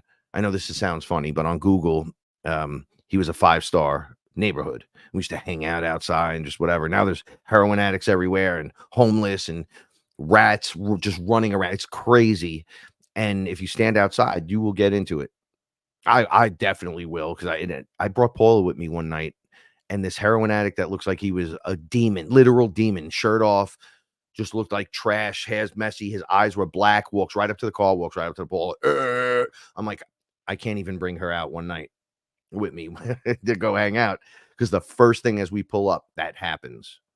We've been there 100 times. It's never like that. So it dropped an entire thing. And I saw military everywhere. I said, man, there was military up at the park, up the block, all kinds of weird stuff. I said, quietly, there's something going down. As soon as I stopped going, the mayor's been indicted. This is going on. That's going on. Yeah, Trump, Zelensky, all these different characters in New York. I'm like, whoa, I'm glad I'm not over there, because it's about to go down. It's going down because everything has to get into alignment. Trump isn't the savior. He's the chaos coordinator. He is to set things up for the next round, right? For the unlocking, because according to the lore, LORE, we're headed, I don't remember if we're headed east or west. So they set it up so those in the east can be okay while we head west, because we're not going to be here no more. That's kind of what it looks like. But I don't know. So what is the solar flash going to do? Right? Obviously, we've talked about this a whole bunch, but to rehash it a little bit,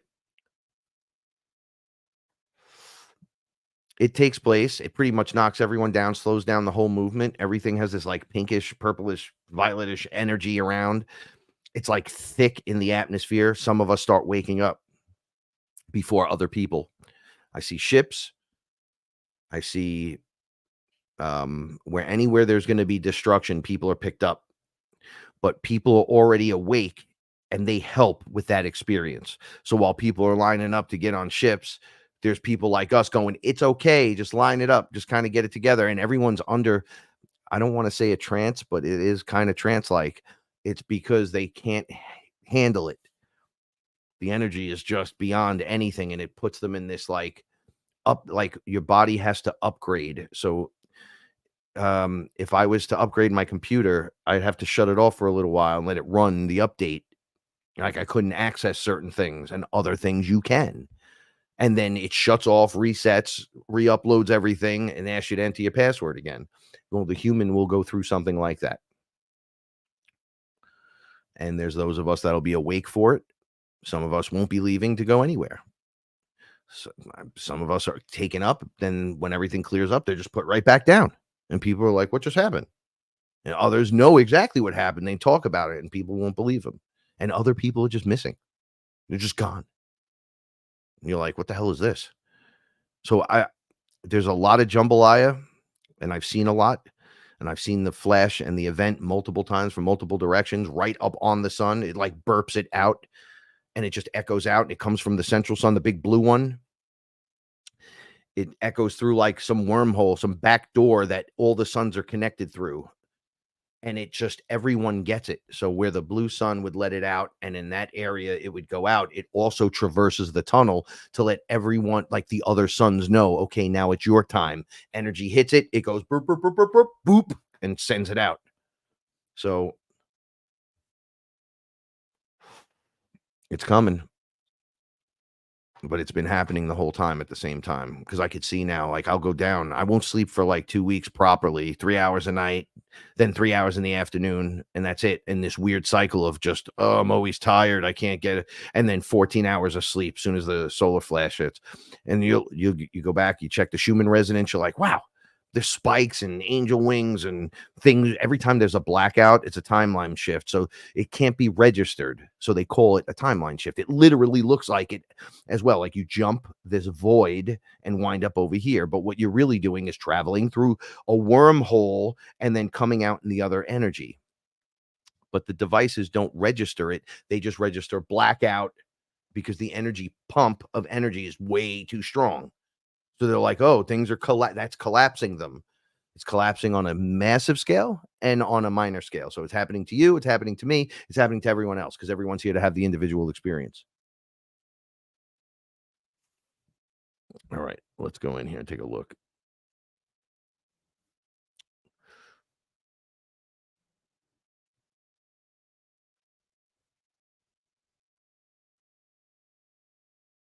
So source to me. Okay, hold on. We're going to go to this one. I'll continue down the line. What is consciousness? Consciousness is like the awareness that allows the whole thing to exist. Everything comes from consciousness. Everything is conscious and has the consciousness energy in it. Everything, including the weirdo AI. Don't be fooled. Everything is of source, even though that thing's running amok. If it runs on any form of energy and electricity, it comes from source. So there's consciousness in it. Someone has to experience it. And by the way, it's running its lowest chakra because it always gets angry. If you're experiencing any kind of emotional outburst, you're running at least one of those bad boys. Right? So consciousness, so at the highest level, source just looks like light, but it is the light that comes down into the densities and permeates into everything, thus animating things, giving it life. So there's the collective, because since I'm of source, but I am also source, I'm holding it together. You're here, of source, by source, looking at me going, yeah, that looks like a pen. So we'll call it a pen, and we agree it's a pen. It's been created. Okay. It holds it together because at the base layer, there's nothing but atoms coalescing that aren't actually touching around the pen, around your flesh, around the piece of chocolate, around the action figure, around your cigarette. It's not even there. There's nothing touching. So it's not real, which is why you're so strong in it, because it doesn't exist. It only exists because you say it exists. It is only there because you say it's there. We agree. And now there's levels, right? So you pass through waves of energy, energetic layers. This guy said it's like oil, water, different things, and they don't mix. And there's like a hierarchy, and it goes from top to bottom. And as you pass through, different awareness and experiences begin to open as you head back up towards the ultimate consciousness. So in Star Wars, they would say things like, it's the force. The force is generated. It binds everything together. It is like the universal code to the universal structure of everything, and it comes from the God of the great beyond. It's everything. It's in everything. It's in every blade of grass and every atom and every person and everything. That's source. That's consciousness, pure consciousness. You come from that, and then you're allowed to come into this space, and you have that, which makes you magic. Consciousness and magic is just like we're going to find out it's the same thing, because it's not magic. It's really consciousness. We just call it magic at this level because we're like, oh, it's magic. We're building technology to mirror what we can actually do organically because we're source inside of a system that it was set up for source to evolve through and experience all these different things. Coming in from the highest level, you would experience this place as a god. You would have all the abilities. You'd come in as a capital G, and then you come in up here. You're not in the density yet. You drop into density and you lose all that. You lose it a little by a time. But you go through those layers, and in those layers, there's experience, and you learn what it's like to live in that experience for whatever that experience is. But you add a loss from the greater whole. and you take a little piece of it and you dive all the way back down, and then you hit the bottom, just like you're scuba diving. You hit the bottom. We're at the bottom. This space has nothing more it could offer, and in that bottom you have the pit, and in the pit you have all the dark things that reside in the dark, and then you push off the ground and start coming back up. 1D, 2D, 3D. Up here we are going 3D into 4D. Right? We're little pieces of that consciousness, and we're connecting it to everything that we touch. Wherever you walk is divine. Wherever I ground, let God shine, right? Like, and you're just doing that as you're walking through, and it's binding everything and pulling it up into the next highest realm. That's why we're here. We're literally grounding in the energy, and it looks like the light tethers that go from us to the source itself are tugging. Come on, we're evolving, going up that staircase. So it's like reeling us in. But you have to be aware to be reeled in. You'll always be reeled, but then you'll notice, like, if you're not paying attention, things don't always work for me. Everything I do, until you realize, oh, geez, I'm spell casting. I got to start losing weight. I got to exercise. I got to start doing things for myself. I love me. I love you. And then all of a sudden you're spiraling in the proper way. Things aren't attached to you. You start losing your demons. Things just start to reveal themselves. You start to reveal that you're source. And it's like, oh, so source is just a giant consciousness energy that controls doesn't control it. It creates inside the arena that we're allowed to play in. It creates the whole thing, and we are the creations that play in it, like sensors and olfactory receptors that reply back with the information to source. So it could see its creation. It could experience its creation. It could go into the creation and experience itself from every direction, every angle, and every piece. At the same time, allowing you as the individual to level up and go do the same thing, coming back up into godhood, capital G godhood. So your source, you're going to start acting like it. You're going to become responsible. You're going to care.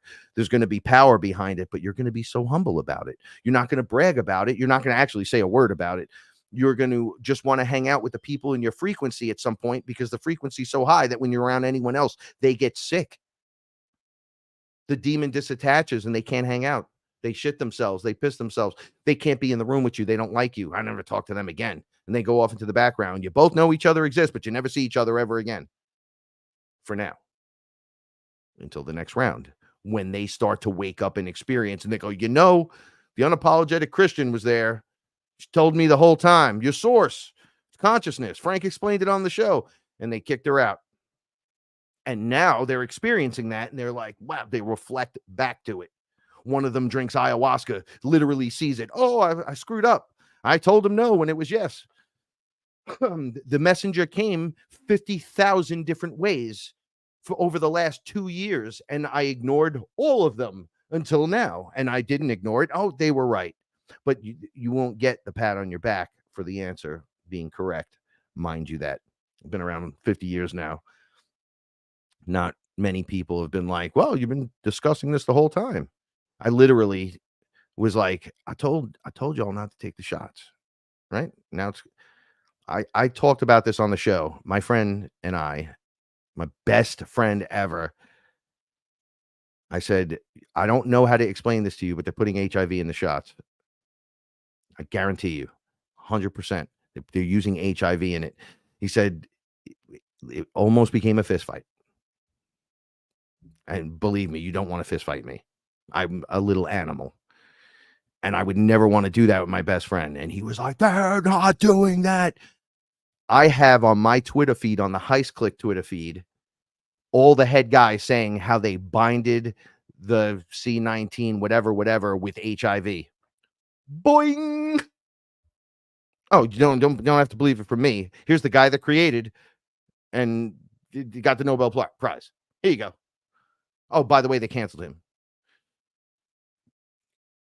At this end, nobody's saying anything to me. They're just like, or something occurs, and I'm like, well, and they'll say, oh, did you know this? And I'll go, well, we've been singing about that for 20 years. And they go, no, you haven't. You never told me that. And then I play the song, and they go, oh, I remember that song. That song's good. Yeah, it has all that conspiracy stuff. Oh, you mean the stuff you're talking about now is truth that we knew back then? We had millions of people literally telling you, millions, and only thousands got through, but those millions were affecting the people right next to them. Like, hey man, you got to take a look at this. Nope. Right? Like the old Billy Goat. Nope. It's like, look, just look to your left. I got an apple. You're starving. Not going to look at you. You're not going to get the pat on your back. So just keep it moving. Be like, oh, good for you. I'm glad you finally leveled up for this. Right. And that's how you, and then you just keep it moving along. I hope that helped a little bit. Let's see.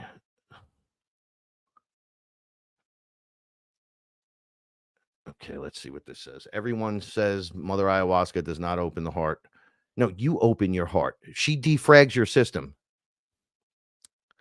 Right? So, Alan, you could make your own. You could become your own shaman. You could eat mushrooms on your own. Eat a high enough dose. It's like ayahuasca and DMT. And just eat them and ask for the answers. Ask. Say out loud, mushrooms, I love you. Do you love me? Because I think Frank told me that you're cool and will help me learn. And, is that true? Tell me. Like, speak to them like they're family. What do you know that I don't know? All it's going to do is defrag your system. When your system hard drive is fixed and working at an optimum level, you begin to see it. You just see it because you're working now. You're evolving through this, which was the last part of tonight's show, the evolution, fast track evolution. It's happening fast. It's happening now. And as it happens, it's going to reveal itself. And the more you say, I'm cool with this, reveal more, it reveals more.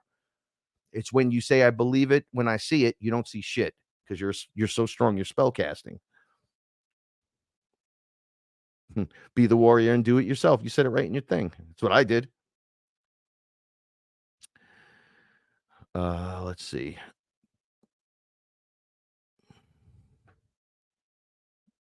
Yeah, October. We got the October surprise. We have the energies coalescing. We have a solar eclipse on the 3rd, I believe. We just had a lunar eclipse thing.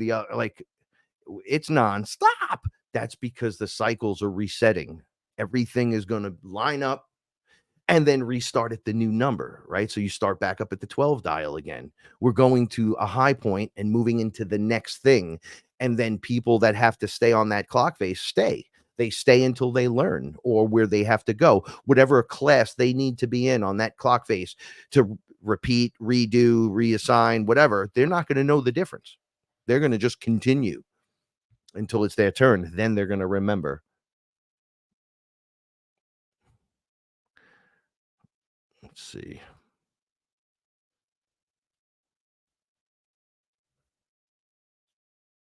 I got to look into this. I see you guys talking about something in a trance-like state, and I want to know more about it.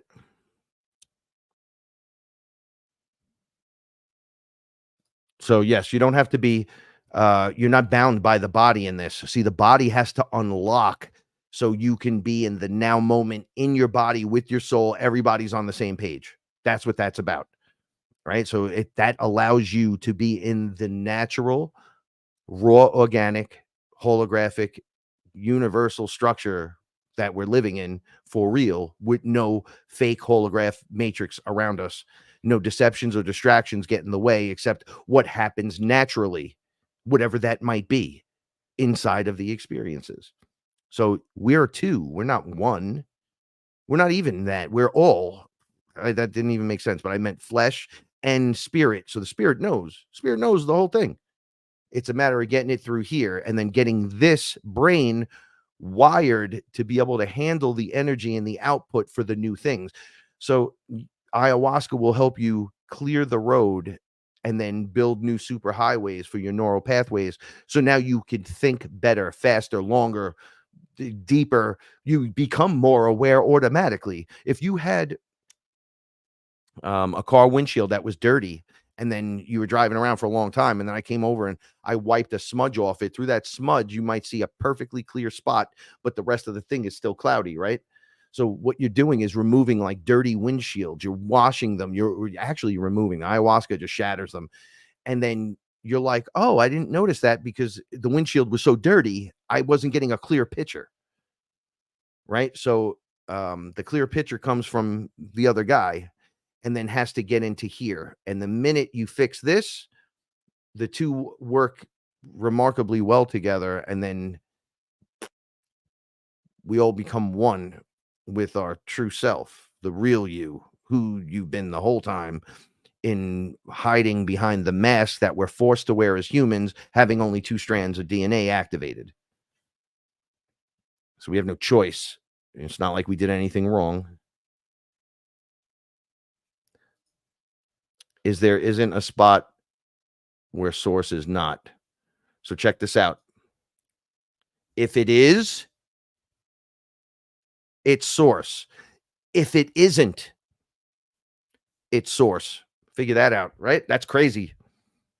So no, there is no place that source is not. However, let's not get that confused with being furthest point on a density scale up and down. Let's go this way, up and down, where up here is source and up down here is the lowest you can go. You will feel like source is not with you, because this is the master class. This is the big one. As furthest you can get from source without being disconnected from source, because you can't disconnect. So we're all playing pretend inside of a space to learn the difference. So you lose everything and then you make your grand comeback, right? You learn how to humbly respect your power. Imagine if you were just all born gods, capital G's, and could enhance reality in any way, shape, or form. You just saying something like, I hope you have a bad day, will literally create a bad day for someone, because you're manipulating reality, right? So you lose when as you're coming down from source, eventually ego hits you and you start doing stuff like that to other beings, right? Like, oh, I hate this one, I hope he unalives, and then something happens and they're gone. And you're like, did I do that? Did I cause that? So the ego kicks in and you do things like that on that level. And then you come all the way down. You lose all your abilities. You lose everything. You go 100% amnesia, but your soul's there. So you're, for as much as your physical body has the amnesia, your soul's like, no, you don't. No, you don't. Drop a DMT. No, you don't. You don't forget.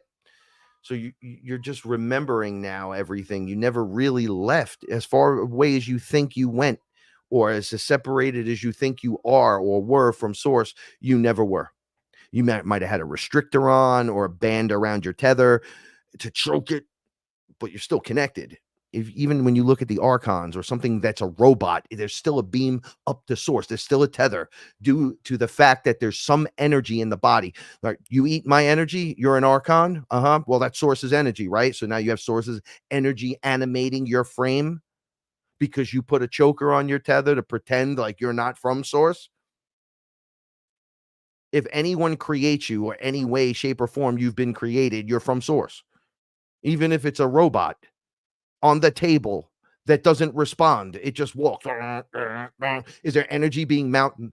Something in there that energetically winds up the gears. Yeah, you spin this thing this way, and then that creates the torque to turn it this way. And so things are moving. Yeah, things are grooving. Yeah, energy moves around it. Yeah, energy moves through it. Yeah, it's from source, including a rock. It's everywhere. It's in front of the Satan archetype. And he's like, I prayed to source. We know what's going on here. You're the one that's not aware of what's going on here because of the issue that's going on in the pit that we cannot control. It's out of our control. So literally, we didn't have anything to do with it. This is all human stuff. This is all ET stuff. This has nothing to do with us. You're just on the chessboard with us. So to live here, like you got to have us written into the program. And then you'll notice that some of the demons are actually your people wearing the mask of the demon. So no one else has to wear the mask of the demon for you because they're afraid that somebody might hurt you and it's not someone who loves you. So I'll do it. And then your greatest enemy pulls off the mask and it's like your bestest, your family member. And you're like, whoa. And it's like, dude, I loved you enough to wear the mask. So at least it's me doing it, not one of them. And you're like, that's deep. That's very deep and very intense. Once again, all consciousness, everything's held together, run by consciousness, everything. Matt McDonald, I love you, brother. I love you, brother. You the man. If you have mushrooms and they're left and you remember them and you're not eating them, what's wrong with this picture? I ate like a couple of grams a few weeks ago, and we're going to talk about that next show. But I put it up in the FearLess room. Come find me if you can, and just went in deep. And it was like a DMT on ayahuasca trip times 400.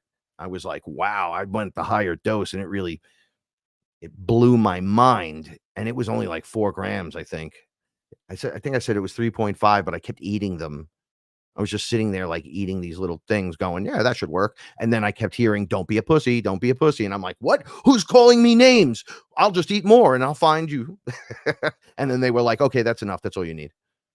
So, and it blew my mind. But all right, let's just continue, because I don't want to stall too much. I've already done enough ridiculousness. And remember, you could always, y'all, if you eat mushrooms and you're having a good time, or a weirdo time and you don't know, so there's multiple reasons, you come pay me a visit. You'd be like, FearLess family in effect. Where's Castle? Get him over here right now. FearLess. Like, start to think to yourself, if you speak out loud, it comes into existence. So if you say no to something, like a demon shows up, raw, I'm going to get you. No, you're not. No, I am. No. You don't have to roll up the newspaper and smack him in the mouth. After you say no one more time, things will come in and out of the background to remove it, because you spoke it into existence. It's like, you said you got to go. You got to go. You can't be here. It allows the other things to come in and do movement. Yeah, I've had problems where I have like, and Lexi knows the code, but I have my own thing to the Galactic Federation. I have my own line to them. If I use it every day when I say my greetings, and I pretend I'm on a radio, like, this is your main man, Frank Castle. You're a sorcerer supreme, coming live and direct right here, right out of the Boogie Down Bronx. Just want to say I'm grateful and thankful for everybody on the Galactic Federation. Just saying what's up to everyone, including the Star Command guys up there. And you can hear them talking on the other end. And when you make your connections, they were like, oh, yeah, that's Frank. Ignore that one, or that was pretty good. You got me there. I've showed up dancing at times right on the ship. I'm just dancing. And then all of a sudden I'm there and they just all start dancing with you. And you're like, and they're like, hey man, you're raising your frequency. That's how you do it. You should be listening to the song, Celebrate Good Times. Come on. Right. When you hear that song and you get filled with a celebration energy, you'll go right to it. Like if you put that on while you're like music like that, like where you're in celebration and you eat mushrooms and you're like, take me to the ship. I ask the mushroom at times, or ayahuasca, may I do this? Can I do that? Is it okay if I say this? You're going to come and help me if it gets out of control, right? They answer you. So you don't have to take it and be like silent, like, oh, I got to just wonder what's going to happen to me. But that's a surprise as well. But I'm saying you can talk to it. And if you're having a bad experience, you can say, hold up, wait a minute, I have a question right in the middle of it. And they'll stop everything. And they'll be like, well, okay, what's the question? Because we all have good questions. Even the stupid ones are really good, because you're learning how not to maybe do something that you really want to do. I want to press that red button so bad. And they're like, don't touch the red button, whatever you do. Whatever you do, when you look at the black goo and you're interfacing with it for any reason, don't get angry and yell at it. It makes it bigger and stronger. Right? So you walk by it and it goes, yo, what's up, punk? And you're like, yo, what's up, punk, bitch? What do you want to do? Now it's your size. It goes from like the size of your thumb to the size of you. And it goes, yeah, what's up? I'm going to take your money and beat your ass. I'm going to get rid of all your cats. And you go, no, you're not. Let's step outside. And now he's the size of the house. And you're like, oh, that's how that works. That's why they say go with love, because then they have no power. You have just no ability to throw that around. So I walk in and he goes, what's up, buddy? You want to go throw down? I got a piece right here. I'll take you out right now. Be like, nah, that's all right. Love you. And then it just goes, oh, he's done. He moves along to the next thing. They know instantly, because they're there for that information thing. You're still in a university. I don't care what anyone says. You're going up the spiral. You're learning every day. You're graduating. You're becoming intelligent by interacting, by having experiences that gives you wisdom later on down the line. Yeah, it's a university. Is there ever any form of learning involved? Of course. Any form of creation? Yes. It's like a school, right? I argue with people and they go, it's not a university. I go, well, it seems like one. It's a good way to describe it, since we built it on the other side and then had to come in here because things got out so far out of control. It went so far out into left field that we were like, how do we fix this from out here? And they're like, oh, you got to go in there to fix that. So we created a place, then came into it to fix it. So just like the Tron movie, by the way, he created the grid and then he went in to expand it and fix it.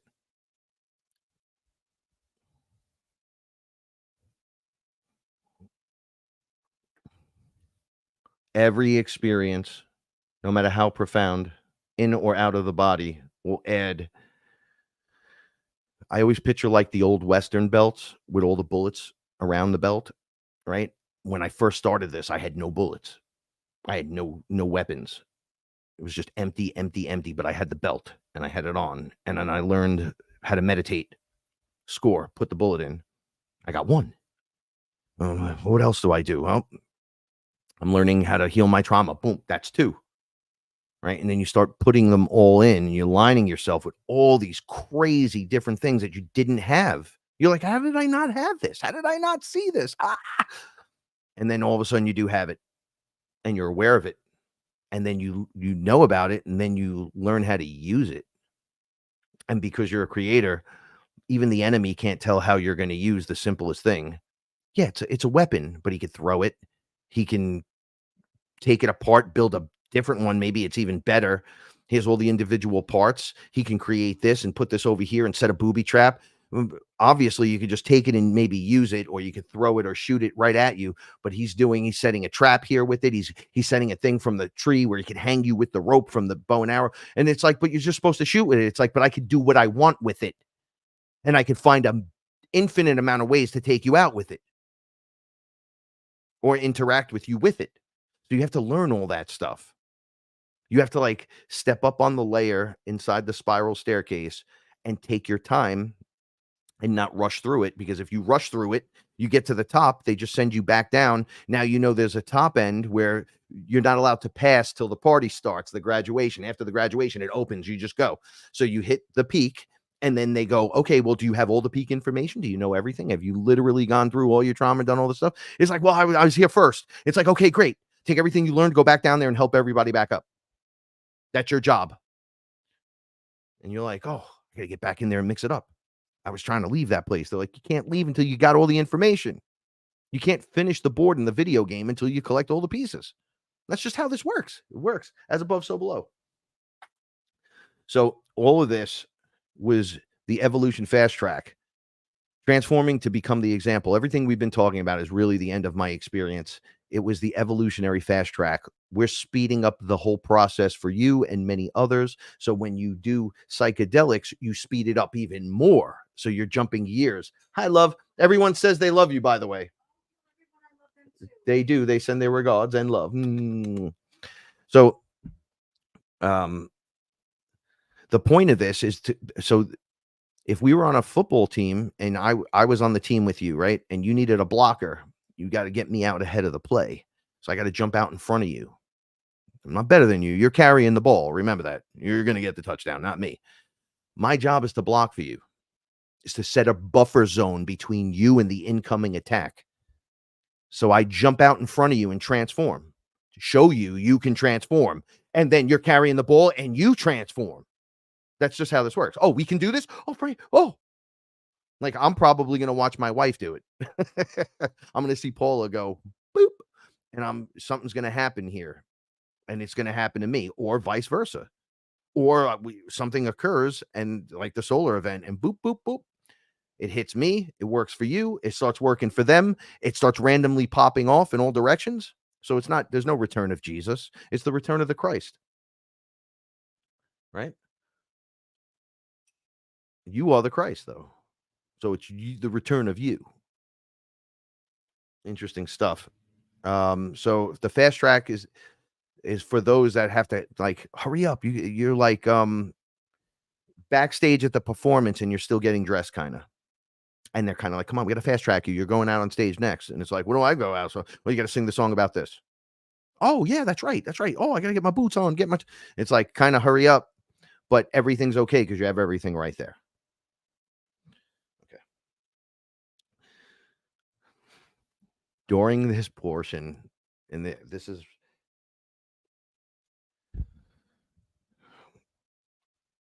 we jumped ahead a little bit. Okay. So transforming to be the example. All right. So during this portion of my experience, I was being pulled apart and put back together again.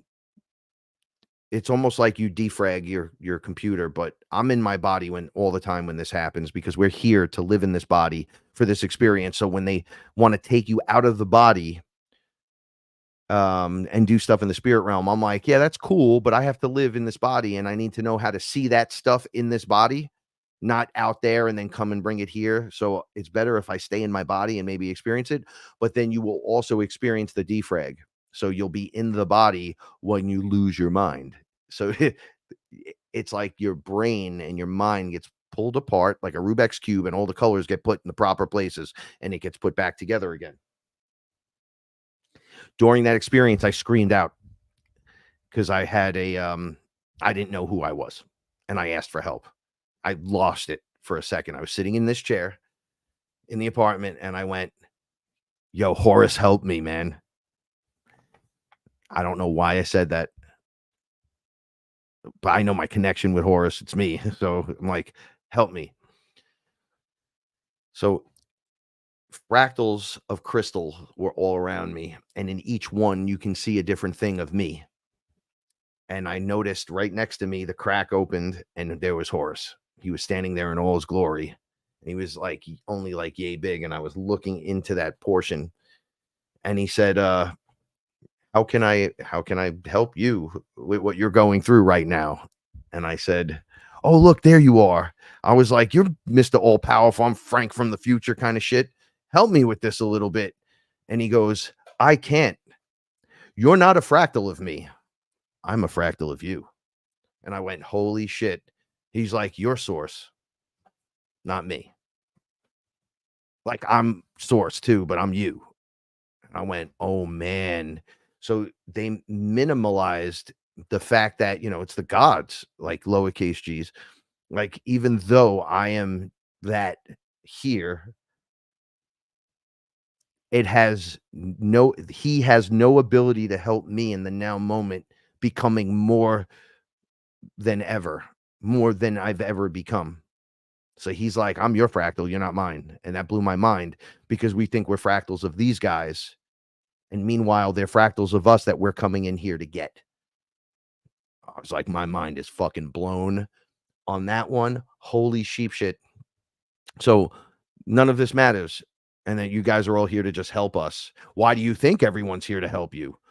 I'm like, it has to be because I'm source and everybody wants to be closer to source. It's like being around a really cool guy or girl and you just want to, you're at a party and everyone's talking and everyone's loving the conversation that this person is having. You just feel warm when you're next to them. And every interaction with them for the most part has been genuinely genuine. And you're like, wow, it's really cool. Whenever I'm around them, you know, we have a good conversation, blah, blah, blah, blah, blah, blah. Yeah, they're all there for us. So as we're like, oh, but what about Sekhmet and Anubis and Toth? Yeah, they're all here for us. We're not here for them. They're here for us. See how that works? Holy shit. It's important. Well, your source. Why you're here. They built a body to put source in. They were looking to do this. They were looking to create a body that would house source who understood he was source, but not all the way so they could feed on us. Just like in the Matrix with the battery. Okay, so that blew my mind. The last piece they explained to me was that I don't know how I feel about this, but they reset us in 2012. 100%. When I saw it, I was like, ah. So they reset us on like another circular loop. It's almost like a closed loop in circuitry, but like we're traveling. Let me do it on the camera. So we're traveling and then loop. That's not of the staircase. It's like being on a step and stepping up and then like walking around that staircase this way. not walking up and around. But because the whole thing moves, they can't stop you from, like, everything in the nature program and everything that's part of it. And the consciousness pushes you through the program. So you're leveling up all the time. They just figured out a way to slow it down. So while you're trapped in your little back and forth, you're still moving up and on that staircase, but your awareness is like crazy low when you're stuck in that. So they reset that. So it was like we never made it to the next step, but we're still going, and like our foot's raising to go, and it's just going so slow. So we're still on that area. We should be up here already, like way up here. This should have been already done already. We should have been solar event years ago. So that really kind of messed me up for the day. I was like, wow, this has been a day of just realizing all this crazy stuff, that I could just be abducted over and over, and it has not stopped happening to me. That I have marks all over my body that shouldn't be there. I don't have arthritis in some of the spots in my body where other parts of my body still hurt, and it's just driving me nuts. But I have giant scar marks on me that I don't know where they came from. It's hard to talk about this sometimes, even with all the shit that I've talked about. So, and out of that came the last thing they said to me. Ayahuasca said this to me was, with everything you've learned in today's experience, know that there is absolutely no time left. Here comes the solar events. So, Lexi, I had it right at the bottom of the page. It's coming. There's nothing you can do about it, and you're out of time. So as you're traveling to this moment you're all waiting for, don't wait. Decorate the tunnel. Transform your environment. Change it to work with you, not against you, because you're going to be facing all of these things and all the collapsing things from your entire ancestry. Me moving back home here, it was like a vortex of all the things that, let's say, anyone that's ever lived here or attached to my DNA has never got to accomplish or finish. Things like maybe not saying things like I love you to somebody before they died, or not hugging someone in a moment where they really needed it and it changed their life and whatever, or the intense arguments that just breaks a family. We're like pulling that in. It wants us to experience it and play it out in real time. And it's just me, my mother, and my wife with the cats that we have. So we're like, no, I'm not wearing the fucking masks no more, but I'll transmute the whole thing. I'll heal the trauma, but I'm not wearing your mask no more. No more masks. I don't wear a mask for you. You see the truth now with me, or you can't be around me, or you can't be with me. I have to close myself off from you, or I'll pull myself away from you. And so when I came out of it, I had a lot of questions. I was really beat up.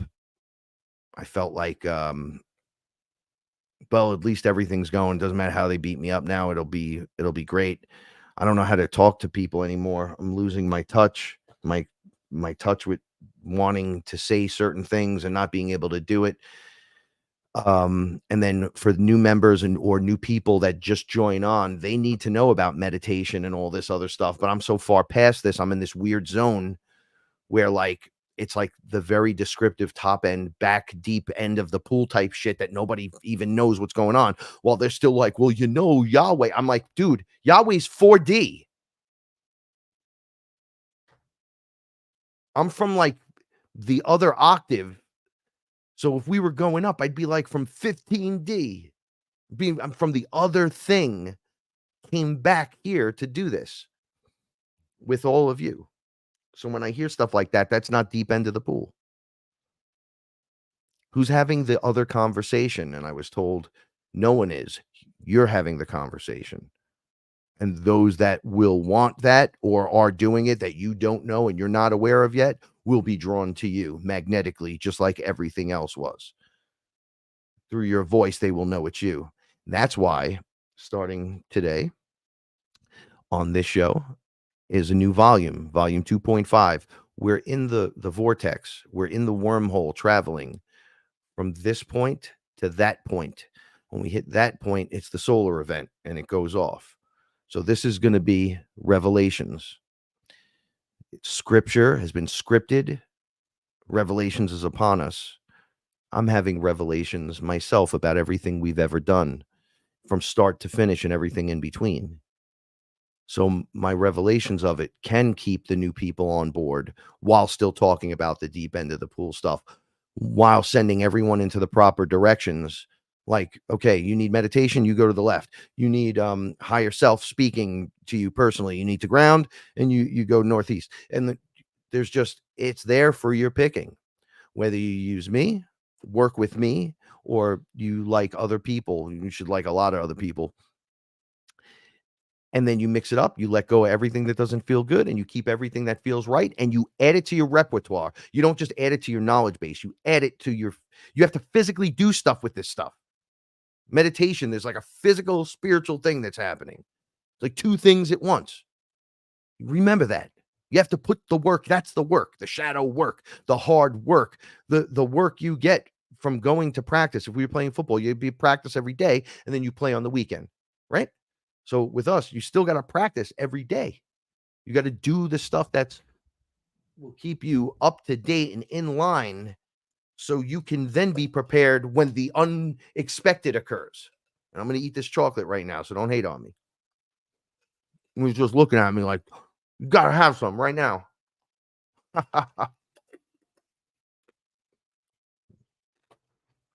So it's Fearless Revelations, volume 2.5. Volume 3 is going to be Solar Flash and Alien. So, sorry, ETs. We're right there. We're at that 15 seconds of the doomsday clock, right?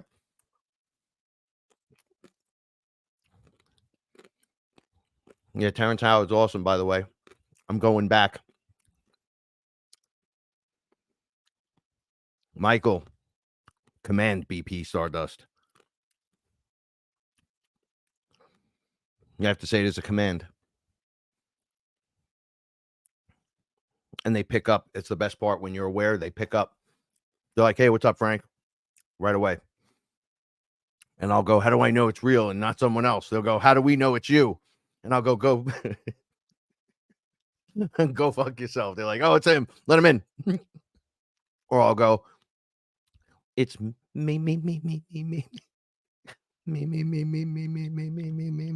You. And they're like, it's him. Let him in. I got to have fun with this because you'll lose your mind. They asked me once under ayahuasca, what does this feel like to you? I said, it feels like a psychotic adventure. Psychotic. If this wasn't me, I don't know how I would how you would handle it. I know me, so I know I can. And that's why I came here, because others can't handle this. But being in the defrag while it's defragging your mind, and you lose yourself and you don't know who you are anymore, and you work your way out to a point of nothing, and then you come back. And it's like, whoa, this is crazy. Gary, that's a pretty intense question. That should usually DM me questions like this. How many grams of roux do you brew? And how much more do you use to make the tea? You're asking me multiple questions. The tea is the overall whole thing. But if you were making roux tea of roux, to then mix with the acacia confucia, you don't want to put more than 6 grams of roux into your body at any time. You could do up to 20, but it's variable. If you, after you get like over 10, you could die. You got to be careful. So it's really 4 grams to have the ayahuasca work at the level you need it to work at. So between 4 and 5 is great. Even 6 is great. But I put in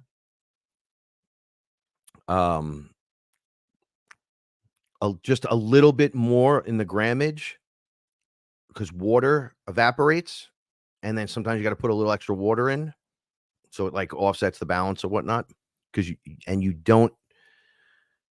The problem with the roux is you're making a tea out of it, but you don't have to. The reduction doesn't work like the acacia reduction. I know that's not making sense to a lot of people, but with one, you're making like a 3-hour tea, and if it reduces it, and like let's say there's multiple people in the room and you're trying to divide out cups to people, if you're making that tea and you're not standing over it, making sure, like I try to brew the exact amount that you're going to need, because you don't reduce. So you have to add a little bit more. So when that reduction occurs, and then you got to be aware of this. Like if you reduce it too much, you're making each little cup piece too powerful. So you need less of it for each cup. And I make each piece individual. So it's totally legal to do that. And then I combine everything together inside my body. So then I'm walking with it in me, not on me. So I like the sweet spot is 4 or 5 grams, max 5 grams. 6 is okay. I've had a 6-gram one in it. The purge was so intense. And then the other end, when it came out, was sandy from the roux. So you got to make sure you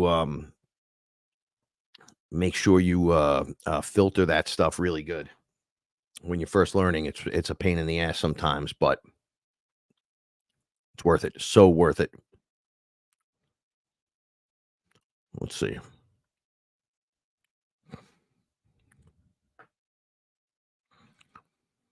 Enjoying your stories. KG wants to know what up with that early bird special.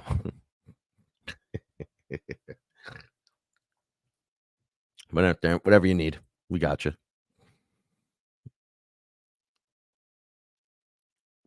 Oh, Sarah, thank you so much. Love you too. Love you so much. Lexi's my girl, man. She's awesome, and she's a warrior. Like, you can't mess with people that are warriors like that. Let's just say she's got it in it for the one swing, one hit, one kill.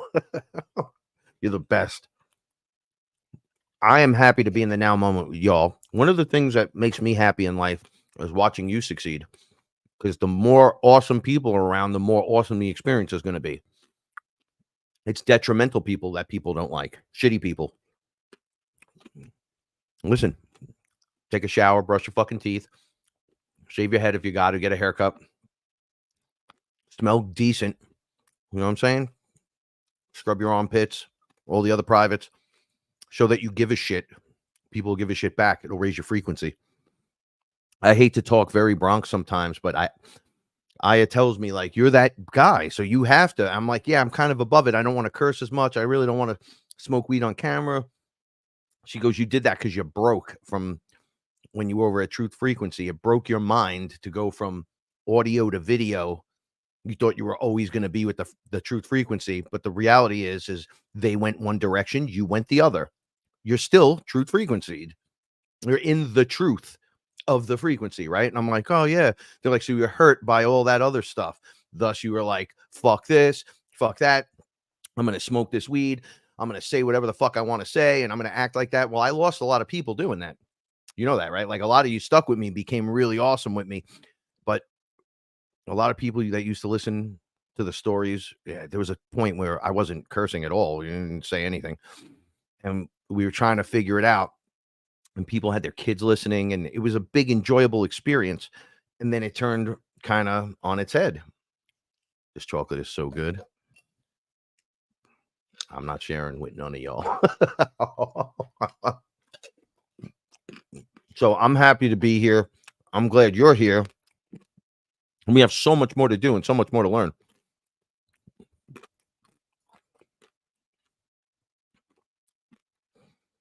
Sarah, I got you.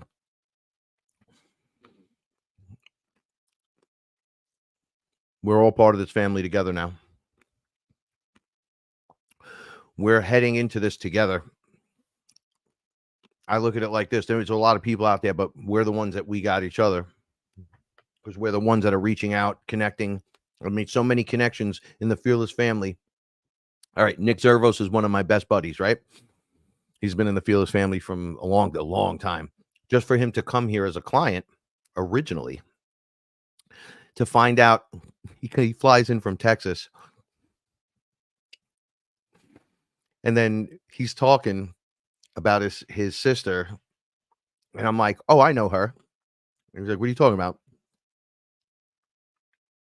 I'm like, I used to hang out with all them back in the day. They were from Mount Vernon.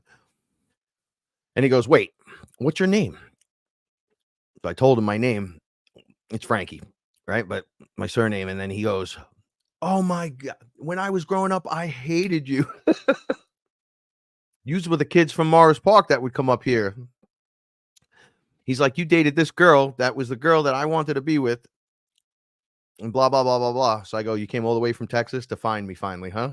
You ready to do this? Or we're going under? He goes, I don't know if I want to choke you or fucking hang out with you and be like, oh, that's crazy. I go, yeah, I remember you too. We just looked at all users, different Westchester kids. And he's like, but I was Mount Vernon. I'm like, nah, I know. But then anything past Pelham Parkway was Westchester to us. So if you know the area, you know what I'm talking about. Anyway, so it's actually a small world. Paula knows every one of my friends, every one of them. And they all remember her. I've never met her. It's my fucking wife. Hung out with everyone I knew growing up. Never saw once. So we're right there the whole time. We're making these connections. We're a lot closer. Lexi came to, when we had our experience, she was a young warrior and we were under attack. I was on my horse. I was like, I guess the head of the tribe or whatever. And people were challenging me to kill me. And I said, you take our youngest warrior. And if you could take that warrior, I'll give myself to you. And you can do whatever you want with me. We were like, okay. She, Lexi back then, was jacked out of her mind. Muscles beyond muscles with a giant handlebar mustache. Brown hair. Walks out with a hammer. Cracks the dude that had the complaint. Done. It was over in 1 second. One hit, one kill. Walks back onto the other side with us. The whole other army just leaves. I was like, wow. Gangsta. So these are my friends. I love these people with all of my heart and soul. And there is so many that I'm just meeting. If our lives are intersecting now, I'm going to stop eating these. If our lives are intersecting now, we've had moments together. And I miss you. And I love all of you. And I'm proud to be in this now moment with everyone.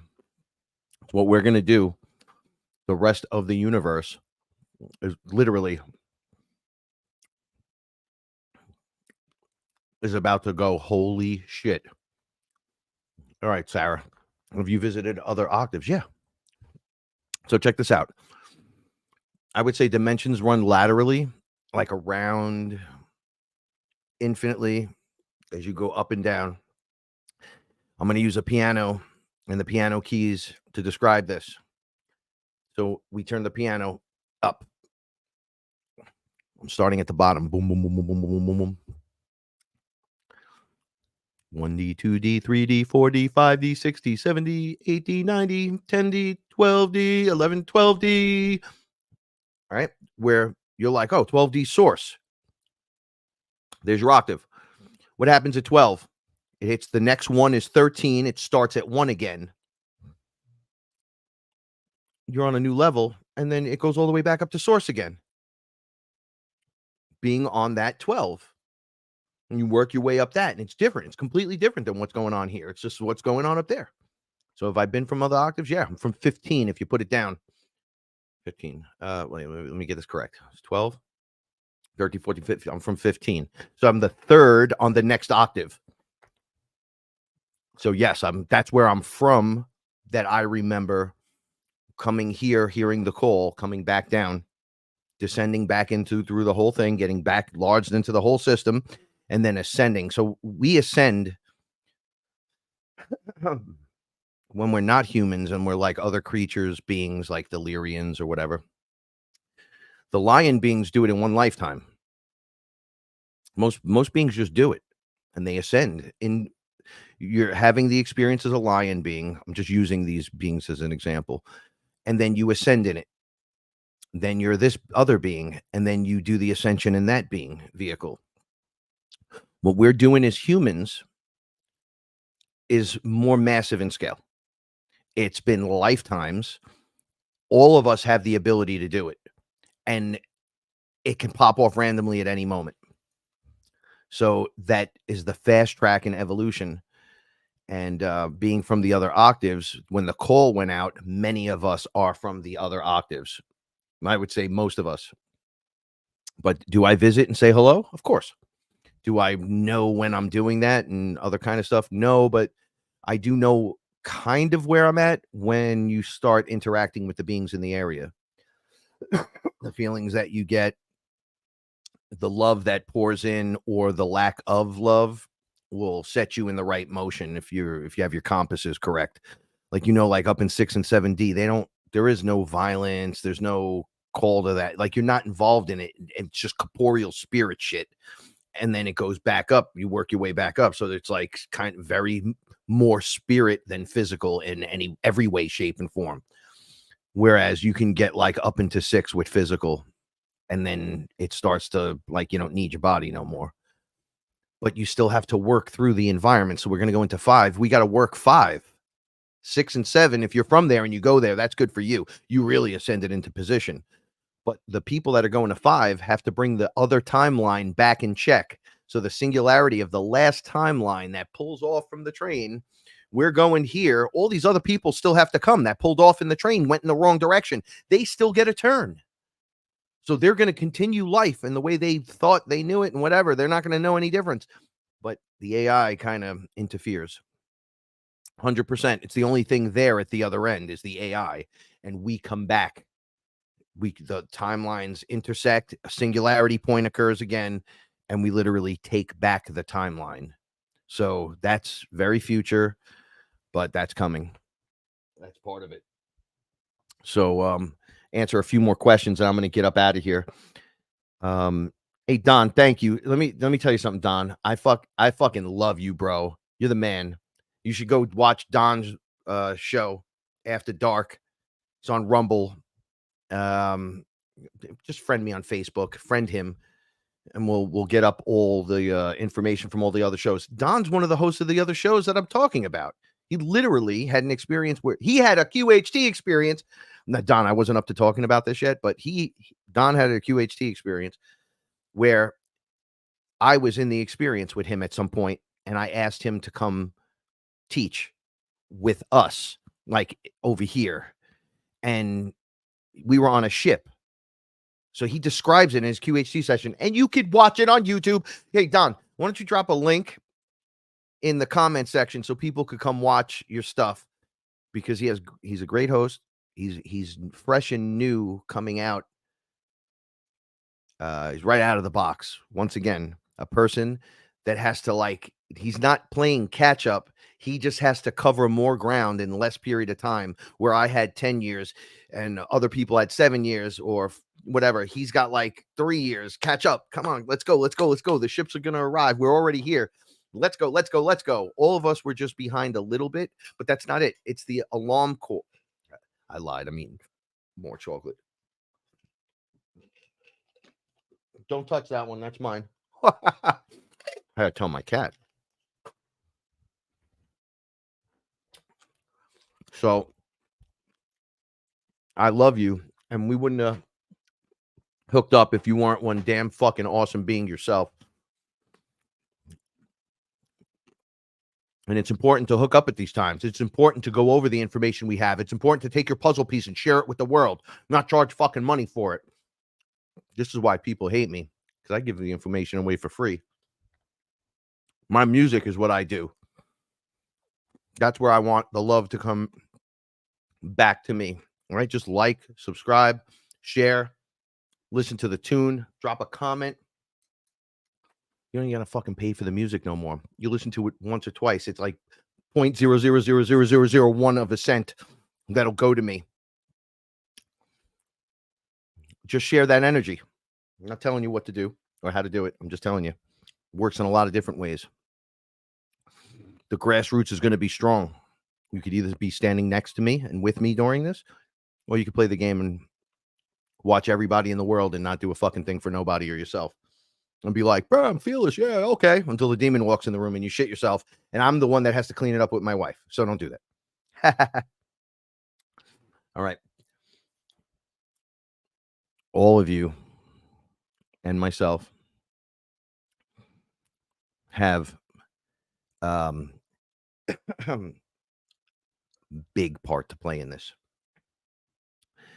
Big part. And yeah, 100% we got each other. Lexi, you said it, you pulled it right out of me. This is the point in time where we all know we're there. See, I know Lexi's out there. If I really needed to, I could just call her and be like, yo, what's up? I need to talk. Fortunately, we're being put in positions where we do have some people and we have friends that we can talk to about this, or we have each other straight up. So I reach mentally out to this, my fearless family. Lexi, I know she's strong and powerful, Wizard Joe, Della, etc., etc. Everyone, Michael, so powerful. So many more of you. Oh my goodness. Zervos, do you listen? Me and you go way back. You still think it's fake? Still think it's bullshit?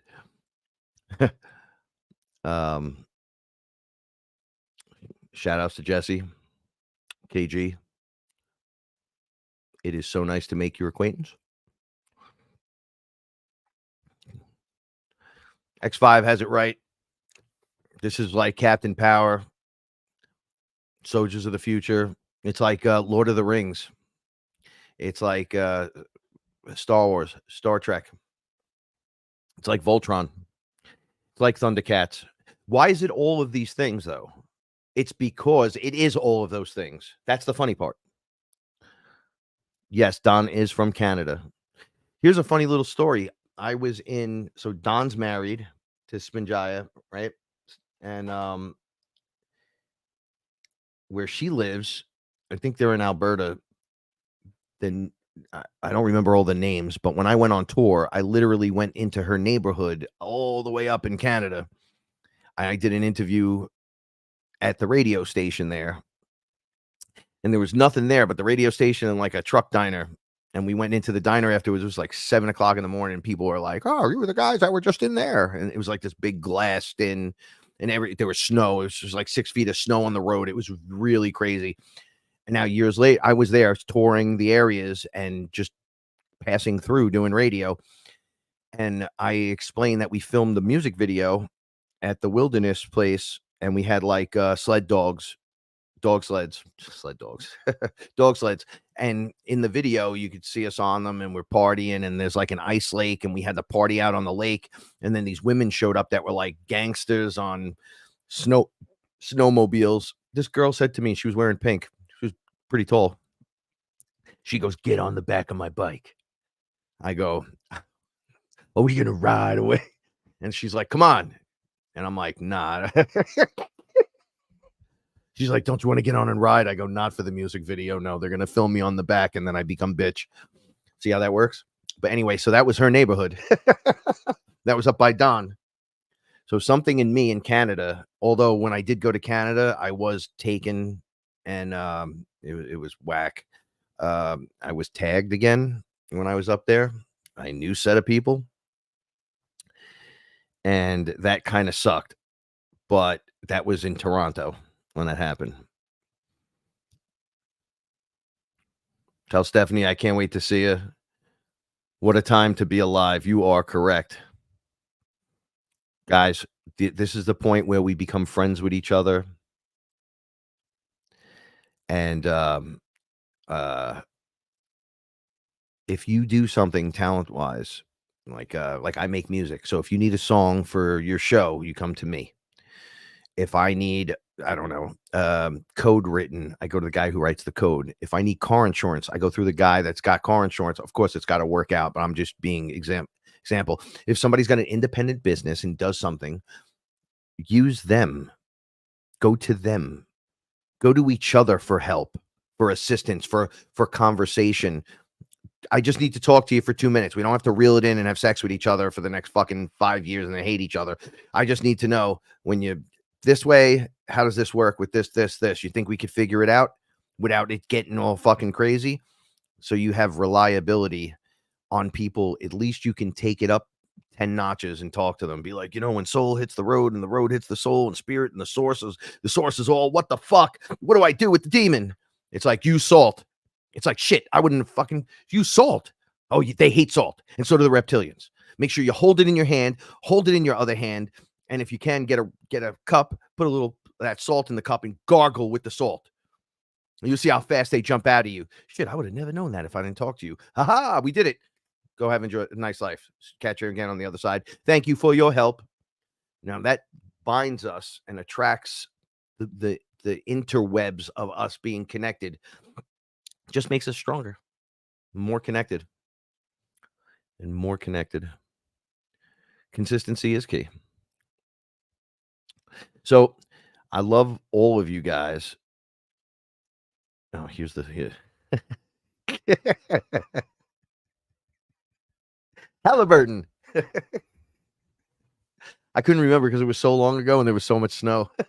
and I had did it 9 times. I was up there 9 times for like 2 weeks at a time. It was pretty crazy. Tours in all different spots, and then other things too, music videos, just filming videos, not even there for a tour, et cetera, et cetera. I love you guys. To even make the connection and then to have been there is just ridiculous within itself. Coincidence? I don't think so.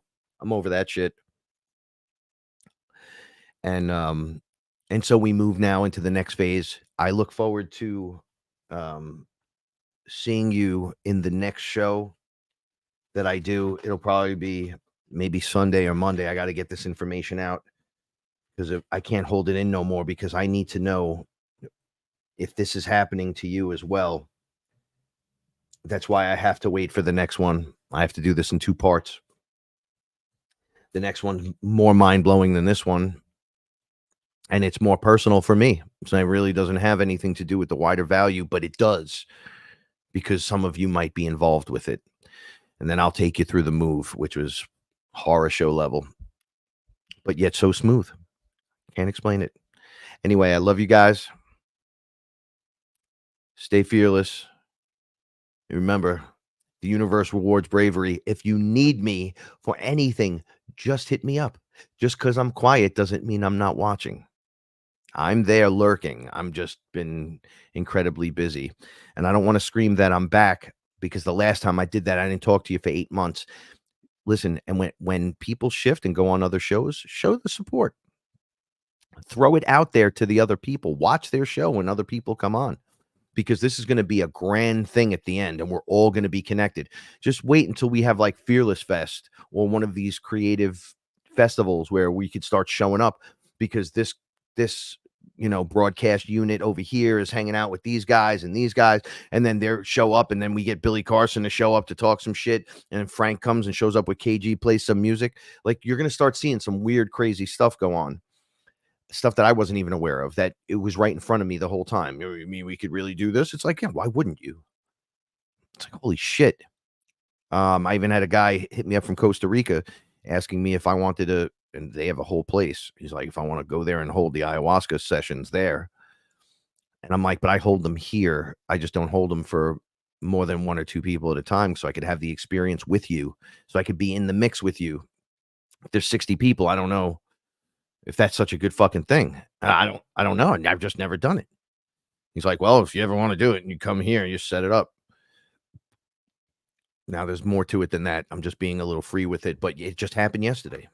So would you be interested? And I'm like, not really, or not now. Not when I could do it out of New York. Who the fuck wants to come to New York? Everybody wants to leave New York. Nobody wants to travel on a fucking plane either, because they might go down. Like, it's just, what's happening with my mind? Right? People are getting charged $200 for fucking apples that they picked up in the airport, where they were free on one end, on the other end you can't bring it in, and so it's a fine. So you step off the plane with it, with an apple, and you're eating it, and they're like, oh, that's from the other place, $200 fine. Like, it's crazy the way this place is turning out, and we only got each other. So hunker in there, love one another, be a little accepting of some stuff. It's going to happen, whether you like Trump or the evil side. Have compassion for the other side, and have an understanding of try to understand why, and it's coming from that direction. right? Because eventually you're gonna figure it out. You're gonna come back around. And yeah, and if there's anything you want me to talk about, you have any questions, right? I'm straight up. I'll do a whole show where I just answer questions and I don't babble, and I could just sit here with you. Or maybe even I'll bring Paula's ass back out and she could read the questions to me so I don't have to stop and I could just keep launching into ridiculous.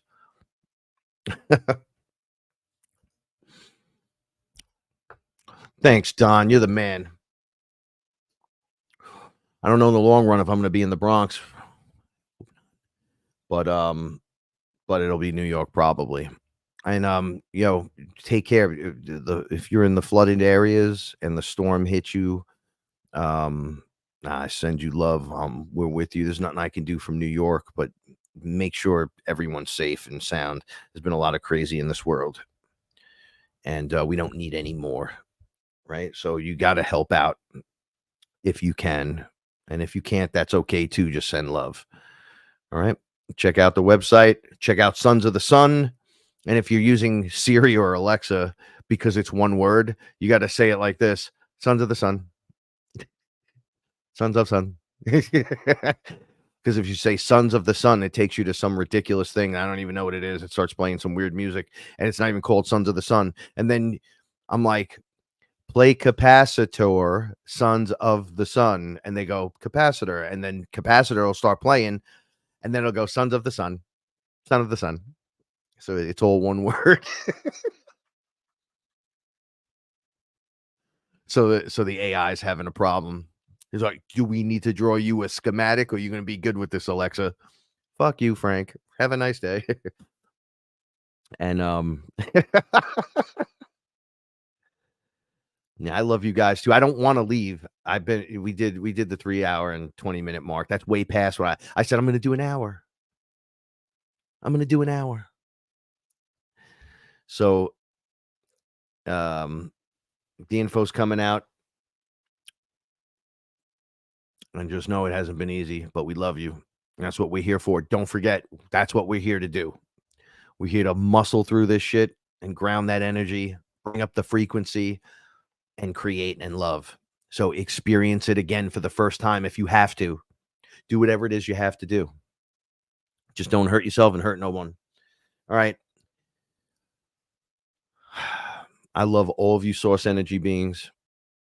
All right. You have a great night, and stay safe, stay awesome. And I will be releasing the other show and then doing another show to be the part 2 to this, and over the next few days. So just like, subscribe, share, and stay awesome and fearless. And I'll tell Paula everyone sending love to get her back, at least to come in and just say hi and stuff and talk for a few minutes, because she has quite a bit to say. I'll tell you that right now. She is not quiet about it. All right. Peace out, everyone. See you soon. My fucking tooth. It's always so